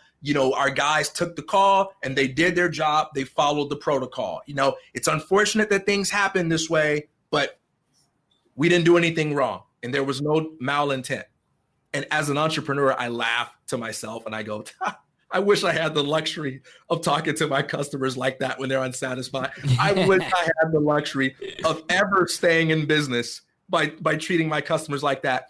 Starbucks does the entrepreneurial thing. Starbucks provides you with an illustration of how free markets work. And this too was predictable. Starbucks says, it's not like we really love them or anything, but our money is very important. It's not the benevolence of the butcher or the baker, right? It's our self-interest. And Starbucks says, the CEO, I got to get on top of this. Hey, we're shutting down hundreds of Starbucks locations. and we're going to have little workshops about diversity and how to treat all human beings as equal. Black people, our coffee is for everybody. And I want to come down really hard on this and say that we're going to figure it out. We're going to get it right. And we're going to do our best to make sure that anybody who comes into Starbucks, no matter what their color is, that they feel like a dignified human being. That's how you talk to your customers when you're economically incentivized to respect them, and they have the ability to go take their money to your competitor if they don't like the way you treated them. When you are an entrepreneur, you don't have the luxury of debating your customers about the existence of the problem. When your customer comes into your restaurant and say, I didn't like my food, you don't get to do like the government and say, well, you don't understand good food. I stand by my meal. Yeah, try doing that and staying in business. The government doesn't need to do that because they're going to get your money anyway. You're going to be their customer no matter what. You can't opt out of that. Right? You don't have an opt-out option, but entrepreneurs are different. And so what we're seeing is the free market demonstrate how hard businesses are willing to work to make you feel loved and respected, even when they don't love you and respect you because of the self-interest that they have, because they're economically incentivized to do it. And if people say, yeah, but it's a bad decision, by taking down the Confederate flag, you're going to lose all the white people. And there aren't enough black people who care about NASCAR. My answer to that is, well, first of all, maybe you're right. I don't care if you're right or not. Maybe you're right, but the market will handle it. Unlike central planning decisions that are made, if you're correct, NASCAR is going to lose business. They're going to see that this is an unprofitable move because either it's profitable or not, either they can sustain it or not, and they're going to have to react to that. And they're going to have to keep tweaking it until they figure it out and get it right. And that's what businesses have always done. And I think we're witnessing in real time capitalism demonstrating its problem-solving abilities. And it's actually kind of funny to me that my fellow capitalists aren't seeing this as a victory at all. They're seeing it as a loss. And I would say, man, if you're in the middle of a war, you might want to at least learn how to recognize when you're scoring points. You don't have to believe that you've won, but it might help you out to realize when you've actually scored a freaking point. I don't think there's ever been like a better illustration of our ideas and how necessary they are and how they're the only ones that will work in the long term, like 2020, for all of these different reasons. You're talking about the responsiveness of the markets. When you look at the NBA and the NCAA walking away from millions of dollars, all of this because they wanted to do the right thing for the good of their fans, their employees, their communities. And you can cynically say, oh, yeah, well, they just don't want to get sued. But nobody was thinking about lawsuits at that point. That came like a couple months later when everybody's like, well, now we need liability claims and all that. It wasn't. Wouldn't you love it if the police treated you like that? Yeah. I mean, people say, oh, but TK, it's not genuine love. It's just fear. Oh, that's what I want. Like I'll take that. Like give me fear. Like my wife gives me love. I don't need love from anybody else, right? Give me your fear. Give me your economically incentivized respect. I will love it. Every time a police interacts with me, they say, sir, right? They say, sir. Right. They treat me as good as my barista at Starbucks treat me. They treat me as good as my restaurant server treats me. I would love to get that kind of respect from the DMV. I would love to get that kind of customer service. I'd rather go to McDonald's if I want good customer service than the DMV. One is incentivized to work hard to make me feel loved. The other, they know that I got nowhere else to go. They got my money anyway. Yeah, and it was 2 weeks, and you mentioned the lag time. It was 2 weeks after the NCAA that most places started shutting down in the government, once the politicians realized the public will was there for that. And then it was completely unequally applied. It created all these unintended consequences, like when they opened, everybody thought everything was fine, as opposed to persuading people that we ought to do things this way. It would have made people more empathetic, less crazy, less of the, you're a sheep if you're wearing a mask. That probably wouldn't happen because there wouldn't be the coercion involved in it. So I think this is a great time. Politics wouldn't have been involved. That's the problem. Right. Go ahead. Yeah. We introduce politics into these things that shouldn't have politics involved in them, because politics is a who's controlling the power.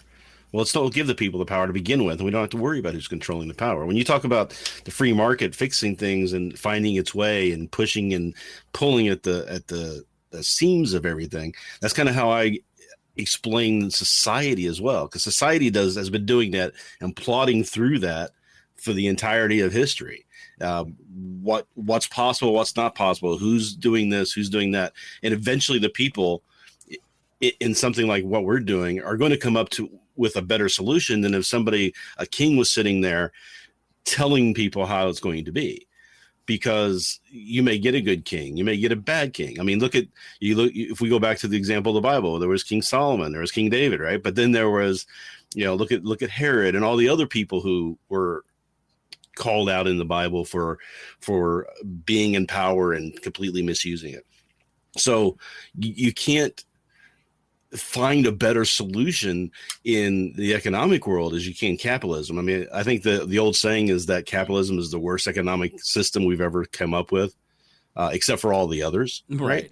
I mean, yeah, I would love to have a better one, but we don't have that. Just like our society is better than it's ever been, it's still not good. We still need work to do.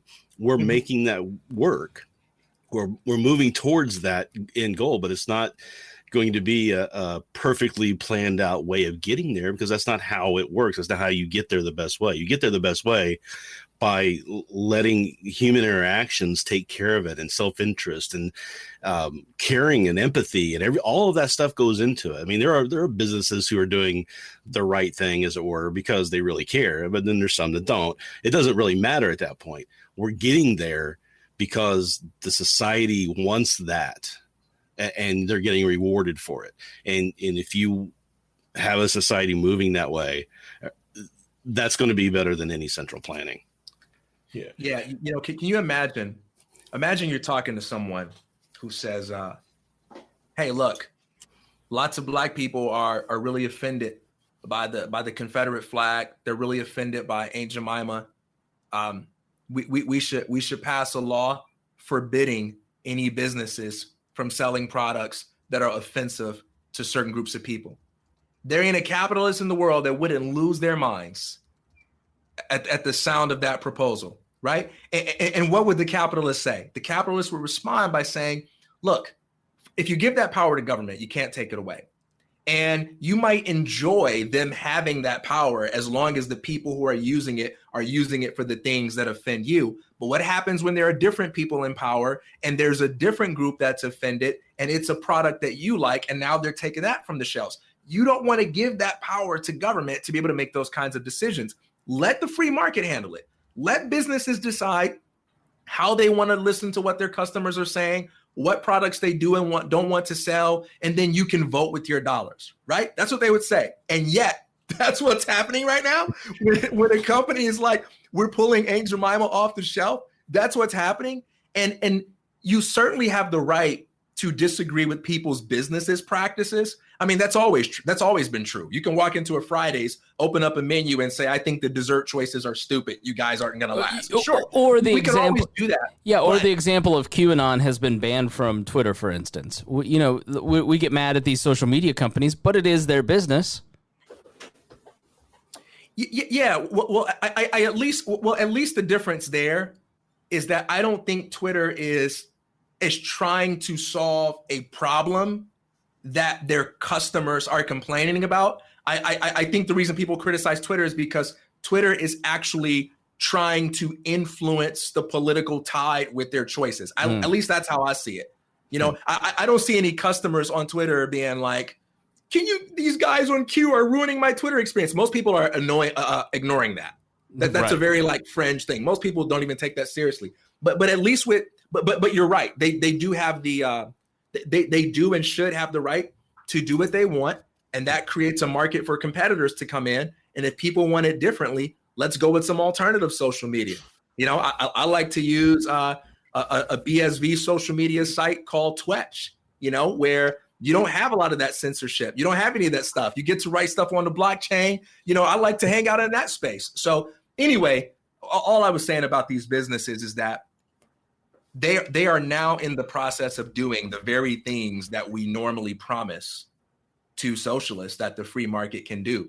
And we don't have to necessarily be happy with all the specific moves that businesses are making, but I think it would behoove us if we were able to recognize when we're scoring points and be able to use what's happening as an illustration of how markets can engage in the complex process of trying to resolve conflict and not allow our frustration with different political groups to blind us from that. And use that victory to show that we should free it more, right? Because I think a lot of people realize that there's problems with the current capitalist system because it's crony capitalism. We got too many people in there trying to manipulate it and manage it. But look how the truly free part of it is solving the problems. Let's open it up more to that. Let's give it more ability to respond to the immediate needs, whereas a Congress is going to take 3 years, 5 years, 10 years to hammer out a proposal and get it signed. And by then everything's changed and it's going to be a different need. You can never get there. I remember for years telling people that were supporting giving Obama all this power to do all these things that he was doing. I said, you don't want to give him the power because soon he's not going to be in office and somebody else is going to be in office. Most likely it's going to be somebody in a different party and you're not going to like it.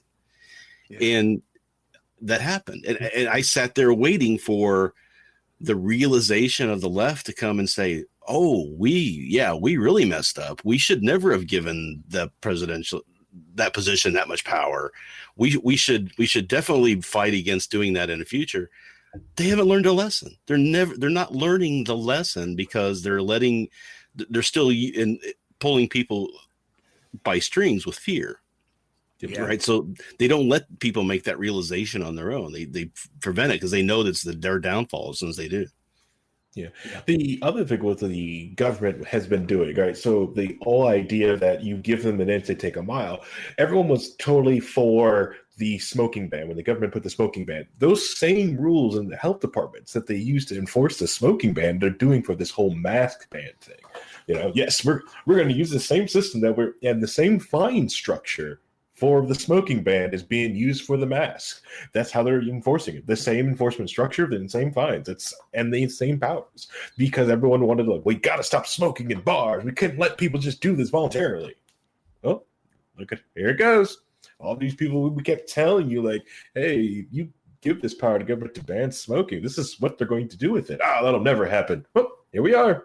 The other thing is you're right, the free market is easier to respond to things. If the free market is nowhere perfect, you're right, it's one of the better systems that we do have. I also believe the free market is completely separate from capitalism. That's you can add capitalism in different systems, but not only just beholden to the free market.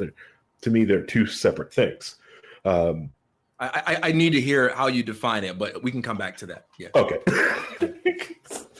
The one good thing that the free market system has done, or capitalism has done with it, is the shortage of hand sanitizer allowed a lot of different businesses to pivot because the need for it. I think more would have done from it if they was able to raise a lot of the prices. But now we have a gut of hand sanitizer for really, really cheap. I, for one, enjoying the whiskey-scented hand sanitizer out in the world. I'm going to really hate it when it goes back to be some perfumey thing like that because I enjoy the whiskey barrel smell. And then the way with masks. If they would have came out up front and just told people to wear masks, we wouldn't be in this place where people, I ain't wearing masks, I'm not doing that. It's just you know what, this stuff is bad, this is horrible. Wear your dang mask. We're going to buy them up.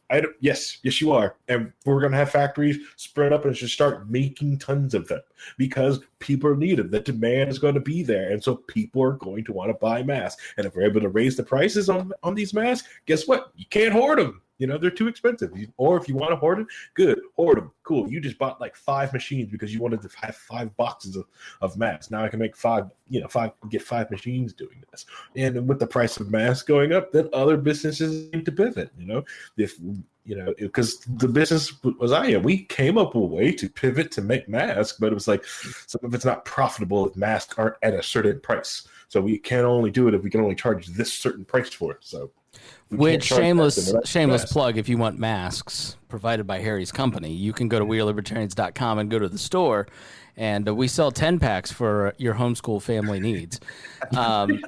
So TK, we probably have about 15 minutes left because we do try to end at 2 hours. I was trying to be respectful of your time, but if you said, hey, let's keep going, we were going to keep going because we've had such a great time talking to you and so many great points. But I would be remiss if I didn't ask you about Praxis. It's something that I've seen the name a lot, but I didn't quite understand it till I, started researching you and the show for the show here. It's a really cool concept. Can you explain what Praxis is, what you do, and what's the need for it? Yeah. So we'll talk about Praxis, and then we got to make sure we talk about fee. Yeah, absolutely. So Praxis, I mean, the word means, to embody through action, right? To embody knowledge through action. Back when Isaac Morehouse first had the idea to do Praxis, to give a little background on his life, he grew up being unschooled by default. Alternative education is something that, was always something that he believed in and he saw the value of. But the problem that he saw in the marketplace was this: when you look at education at the elementary and secondary levels, the definition of success remains the same. And that is to prep students to be ready for college. And the underlying assumption is that the thing that makes people ready for the real world is college. And so the goal of elementary and secondary is to prepare them to be able to get into a good college and then have a good college experience. And then once they get into college, you did your job. College will take care of the rest in terms of preparing them for the real world, knowing the things they need to know to be successful, whatever it may be. And we see alternatives at every level of education except the higher level. When it comes to elementary and secondary, we have private Catholic schools, we've got charter schools, we have a robust homeschooling communities, all sorts of, we got Sudbury Valley, we got all these different things. But then when it comes to higher education, it's kind of like everything centers around college. And people have always been very open to the idea that there's more than one way to prepare people for the real world, and that education should be goal-oriented, that what you call education should at least be based in a consideration of what kind of life do you want to create? What do you want to get out of life? And let's find the best educational path for you. And the only alternatives most people have for college is do the military or, go to trade school or something along those lines, right? And or just not get an education at all. And so there's been a tremendous amount of pressure for people to, go to college if they want to be a player in the game of life, if they want to be successful. There's a tremendous amount of social pressure too, because if you go to college and you get a degree and then you go out and you experience some hardships, at least you can come back and you'll get some sympathy. But if you don't go to college and you go out there and you experience some hardships and you come back, you're not going to get any sympathy. People are going to say, well, see, you should have went to college. And this was a problem that he wanted to solve. He felt like if you look at the subsidized nature of college, the incentive structure is all off.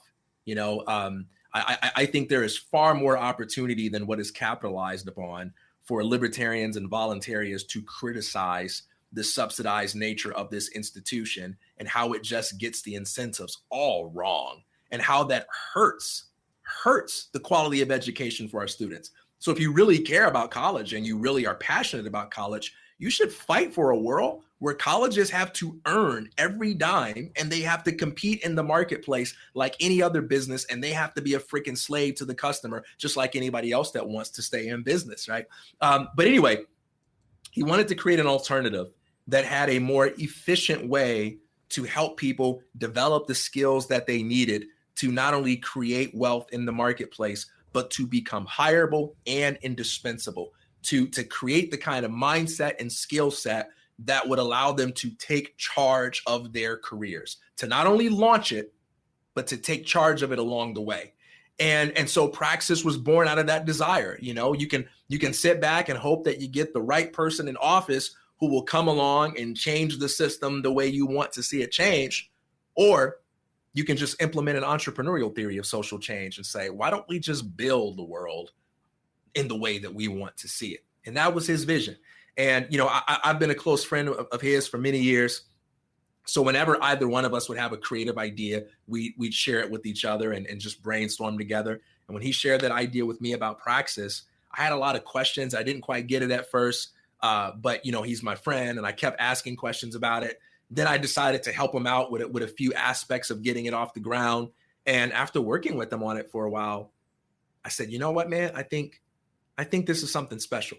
I think the world needs this, and I want to be a part of this and help you build it. And so we started Praxis together, and Praxis is an apprenticeship program, and the structure of the program has evolved over time, but the abstract architecture of the program is as such. The participants who go through the program, they go through a professional boot camp that teaches them the soft skills and the hard skills that they need to become hireable and indispensable. I define being hireable as, making other people so excited about the possibility of working with you that they want to hire you because of the skills that you're able to demonstrate that you have, and because of the mindset that you have. And becoming indispensable means being the kind of person who, when people work with you, they find that you create more value than you extract. You're the kind of employee who makes people cry when you leave. You're the kind of employee who's not just an employee, but you approach your work with a sense of agency and with a sense of artistry. And so the boot camp teaches that. And the boot camp does this in a way that isn't reducible to having people listen to motivational speeches or read self-help books or watch YouTube lectures on creativity. It is project-based because, we don't believe that you can separate the learning process from the creative process. You need to actually be able to produce results. You need to be able to actually create value and solve problems. And so there's a lot of content consumption, but there's also a lot of creation. And it's focused around and informed by what it takes to succeed in the professional world. There's a network of startups that work with Praxis, and we get informed by leadership about the kinds of things that these students need to learn, that participants need to learn in order to be hireable and indispensable. So it's not just based on like, oh, here's my idea about something cool to teach them. It's like, no, what do you need them to know and do in order to be excited about working with them, in order to want to give them promotions, in order to want them to grow with the company? And then those are the things that are actually being taught. What are some of those things? Because, it sounds like you're offering opportunities for marketable skills, not, lesbian to alien feminist poetry. That's my dream, and that's what I want to do. So you give them an apprenticeship. You're like, what is the marketplace wanting? And then let's connect them. I mean, what are some of those skills that are in demand that you're working on? Yeah. So, there are a lot of things. I mean, technological literacy, learning how to use the tools that a company uses in order to manage information, in order to communicate with the people on the team, in order to track work, in order to document the things that you're doing, in order to know how to properly report things to the proper members of your team. Things like knowing how to effectively deal with customers, how to resolve conflict, a variety of things like that. And I would say that the biggest thing that is missing by a lot of people when it comes to succeeding in these spaces is approaching things with agency. Being able to walk into, let's say an entry-level position and carry yourself with the sense of responsibility of someone who owns the place, And I can talk about mindset in that way. I'll give you an example. There's a Praxis participant named Emily, who she's an alumni now, and it was really cool how she went to she wanted a job at a particular place, and they told her that they weren't hiring, and she really wanted to work at that place, right? And so she says, "I'll tell you what, I'll work for you for free for a month, and I promise you that I'll create more value for your company. And here are the different things that I want to do. If at the end of that month you feel like it really hasn't been worth your time, you can let me go and I'll be on my merry way. However, if you feel like my work is valuable, you pay me what you think is valuable." That person said, "I want to hire you right now because I need somebody with your attitude." Right? Now, it doesn't even matter that she got that job. Even if she didn't get that job, it's the principle. It's the mindset, right? You know that a person with that mindset is eventually going to make it if they consistently practice that. The problem, however, is I can tell you that story and that's great, but that's way too intangible. That's way too intangible. And no one can just it's not very easy for people to see your mindset, right? You need a way to concretize that. And the way that you do that is through projects that demonstrate your ability to stick with something, that demonstrate your ability to complete a task and to do it in a focused way.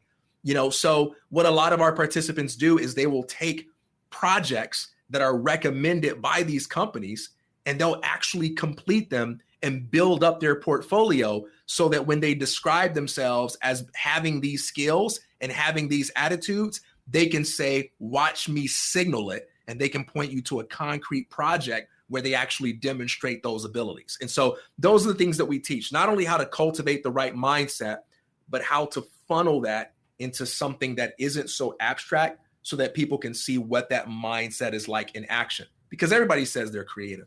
Everybody says they're a fast learner. Show me what that looks like. We show our participants how to show people what that looks like through what they actually do. And at the end of that boot camp, they get an actual job. They get a real full-time position in a company that offers opportunities for growth. And we focus on less bureaucratic companies where, you're kind of, just sort of put in the space to kind of stay out of the way or just do this or that. But dynamic growing startups where you have an uncommon opportunity to grow with the company, where they're really interested in investing in you and having you grow with them. And they learn in the real world by actually doing the job.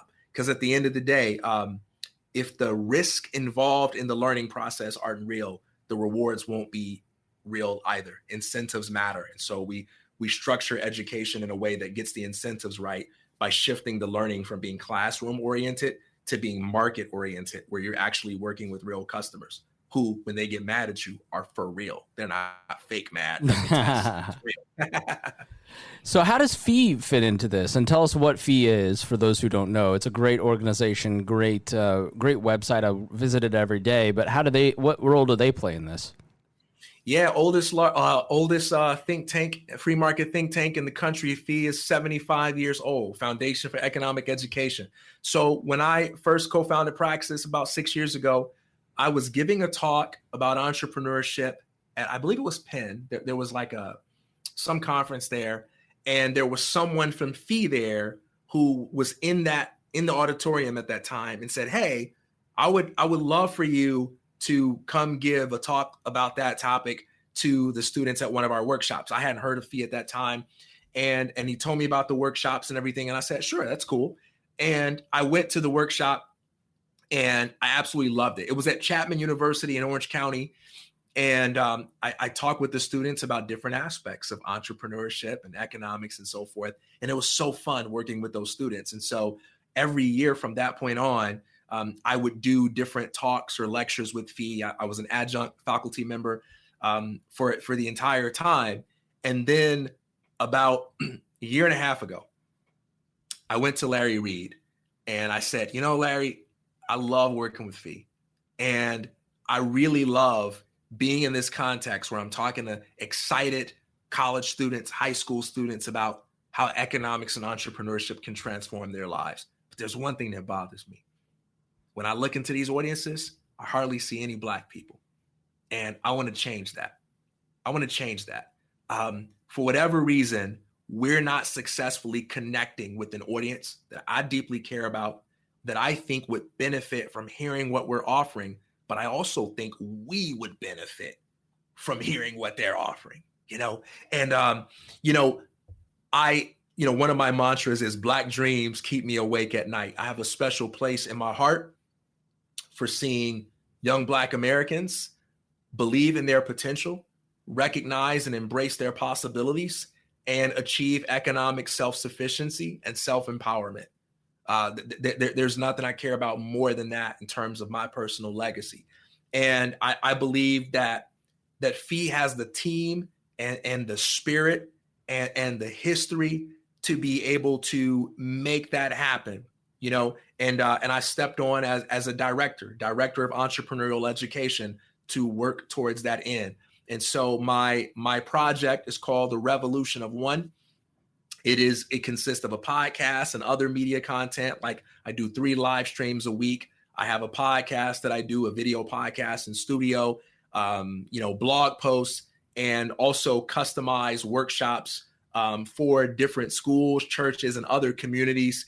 And it's aimed at reaching a broader audience with a lot of the ideas around economics and entrepreneurships that we've even talked about, but also aimed at helping young Black Americans embrace these ideas so that they can be able to use them to become the predominant creative force in their own lives. Because I've said it once and I say it many times, I believe the entrepreneurial spirit is alive and well in Black communities. But I don't think the way forward for Black Americans is to convince white people that our experiences are what we say they are. I think the only way we move forward, like it or not, is for us to work together to rebuild our own communities and to do whatever we got to do to educate our own people and to be willing to work with anyone, regardless of their race, religion, or creed, to be willing to work with anyone who is willing to get alongside us and actually do the work. You know, the people that are using us and our problems to make political talking points to their political opponents, they can fall by the wayside. But the people that are willing to get alongside us and actually do the work. And so I'm going into these communities, into these schools, into these churches, and building networks and building lives. One of the things I like to say is that I'm not in the business of merely trying to create a world, create a society rather, in which everyone feels free. I'm trying to cultivate individuals who can figure out how to live freely in any kind of society. And that's what the work is that I'm doing with Revolution of One. So you can check me out at fee.org/rev1, fee.org/rev1. If you want to support what I'm doing or just follow along what I'm doing. All my social media stuff, YouTube stuff, all of that, you can find it in that single link. Cool. And I will make sure that's in the show notes. So all you have to do is just check the description of this. It's very easy. And I'm sure that many of our people who have listened will want to follow the work that you're doing.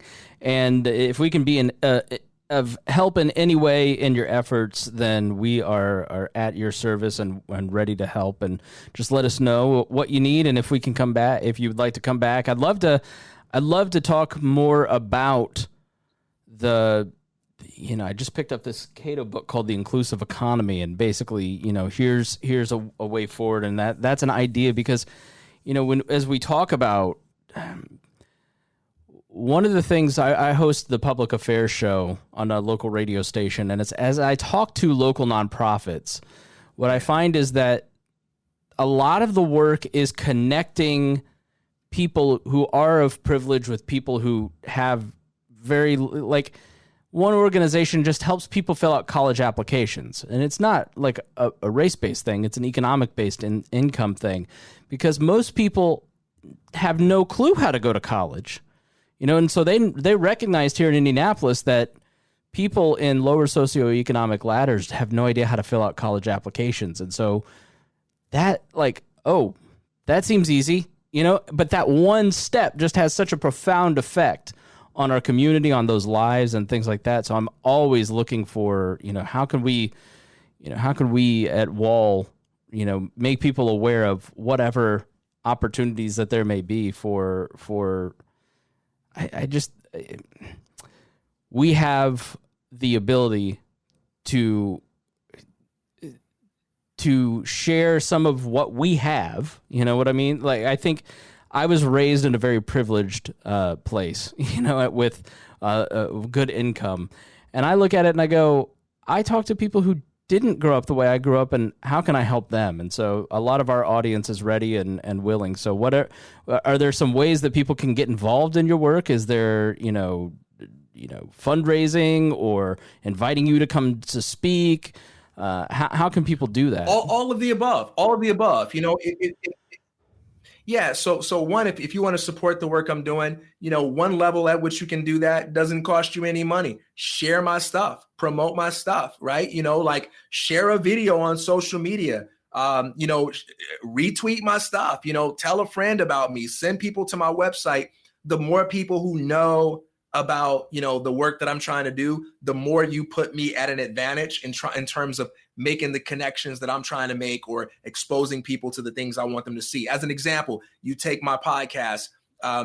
I bring a lot of Black entrepreneurs on my podcast because we're out there, man. You know, just because the spotlight isn't interested in us, you know, doesn't mean that we're not there. You know, I tell people all the time, never confuse the spotlight with the light that is shining in Black communities all over the world. There are hardworking entrepreneurs and small business owners and activists in all these Black communities, and we will never be as interesting as other more sensational stuff. We may not make the headlines. You know, people always want to make the rhetorical point, like, well, what about Chicago? Where's all the anger about Chicago? Don't ask questions about a place that you've never been. Don't ask questions unless you've spent 5 minutes actually trying to find the answer, because I'm from Chicago, and there are a lot of hardworking people in Chicago who are trying really hard to solve problems there, Black folks. But just because CNN ain't interested in that doesn't mean it isn't real. So don't get it twisted. So I'm trying to expose my audience to these, you know, to these kinds of people. And I'm trying to help promote more mentorship, you know, because the thing that's going to help Black folks is seeing other Black folks succeed. I was just talking with Stephen Hart on my show, who's the host of Trailblazers FM podcast. And we were talking about why Black success stories matter. I know somebody just got triggered right there just by the similarity that phrase has with another phrase that ends with matter. But why Black success stories matter, and how important it is to shine a spotlight on entrepreneurs and artists that have gone out and done amazing things who are Black, so that folks can look at that and say, hey, maybe that's possible for me too. So just share my work, follow my work, subscribe to my work. If you want to support in terms of donating, yes, that helps tremendously. That allows me to expand my team. That allows me to get out there and do more things. And you can contact us, you know, via the feed.org website. You can contact us there. We'd be happy to talk with you about that and figure out what works best for you. And yeah, I think those would be my two things I would say off the bat if you're trying to support me and what I'm doing. Excellent. All right. Well, we've reached the end. So at the end, we do shameless self-promotion and free time to kind of anything that you might have missed that you wanted to say. So I'm going to let the two veterans go and show you how it's done. So final thoughts for the episode, Rhinehold. Yeah. So loved everything. I'm glad we had you on. It was awesome to have you here. When you mentioned the mentoring thing, that was something that's always kind of keyed on me. I always felt that if we had more mentoring going on in this country, where we were actually going out and teaching people and showing people, if every person would just mentor one other person, you know, what kind of influence and difference would that make on our society? So the work you're doing is amazing, where you're trying to affect change by going out and just doing it, is very inspiring to me. So keep it up, and I'll definitely be doing what I can to help you out. Harry? Harry? How many times? We have a guest. We're trying to look professional. You're embarrassing the family. If we don't do this once per episode, is it really an episode? No, we're the least professional, most professional sounding podcast you'd ever see. So, welcome to the show. Yeah. Go ahead, Harry. It's a podcast hospice.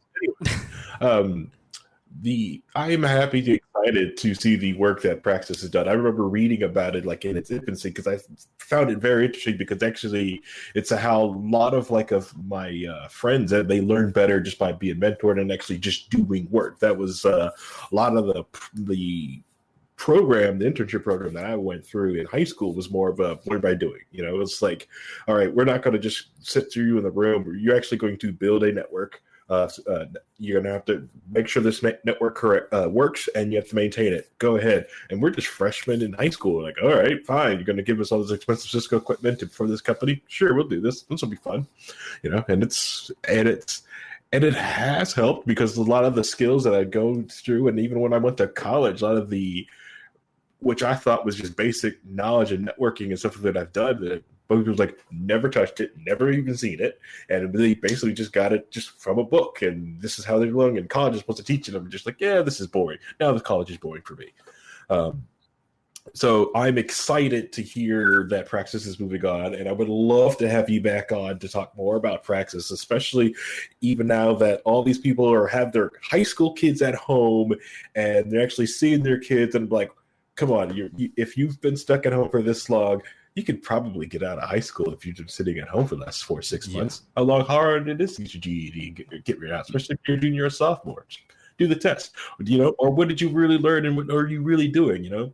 Actually have to see their kids and actually be productive. It's like, what did the school system really prepare you for? And with the new world that possibly may be coming, because simple fact that people are wanting to bring more manufacturing and more skill-based stuff back here, that the world's going to be a different place and going to need people like that gone through the Praxis system and, unschoolers.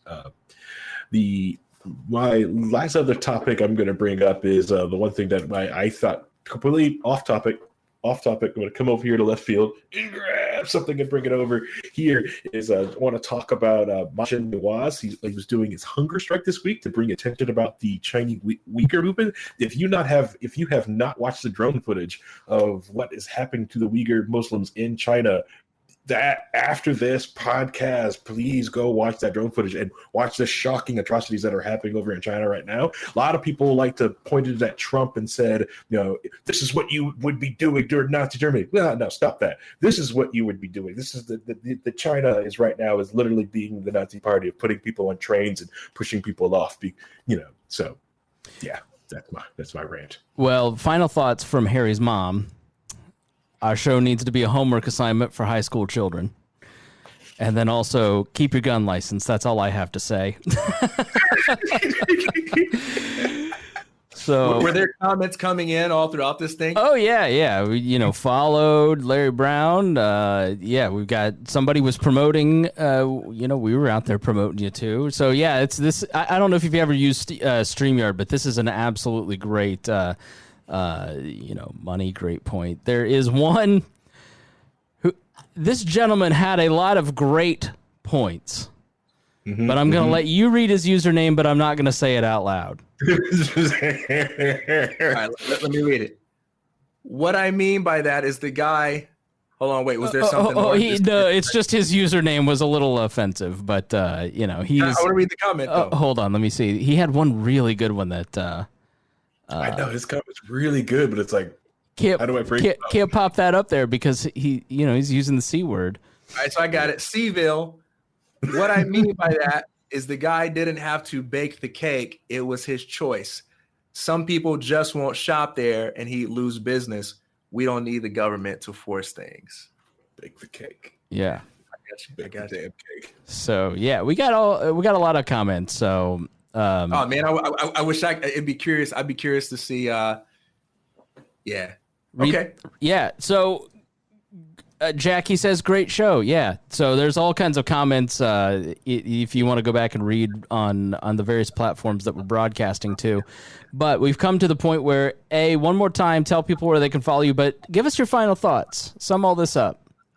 Yeah. You can follow me at fee.org/rev1. That's a website that gives you all my social media. You want to follow me directly, you can go on Twitter at TK_Coleman. You can go to Instagram at official TK Coleman. But you can find all that stuff if you just go to the page, fee.org/rev1.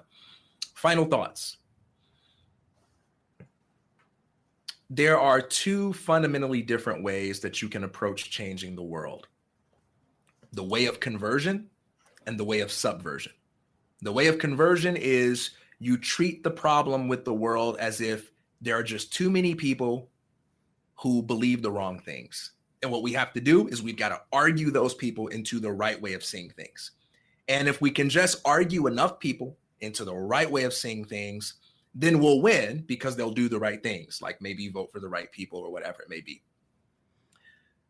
This is why every election, people are really upset because they feel the pain. At least half the country feels the pain of the way of conversion failing them yet again. This is why we get upset when we try to argue with our friends about our political ideologies and they don't see it. And maybe they just accuse you of hating the poor or whatever it may be. We get upset because the way of conversion has failed us. But there is another way. The way of conversion has its place, but it's not the only way. There are people who have seen the light because of the way of conversion, but it is not the only way. There is the way of subversion. The way of subversion is when you gradually undermine the dominant incentive structure by innovating around systems of oppression in such a way that you influence people's behavior to live freely, even though they haven't consciously bought in to the freedom idea. I am not here to try to just change the way people see the world. I want to change the world that people see. And when you look at how societies change, there are a lot of powerful forms of change that happen in the world without requiring the permission of anybody to submit to your philosophical arguments. You know, it's funny. I think about when Facebook or Twitter first came out, people were like, that's stupid. Sounds dumb. I don't get it.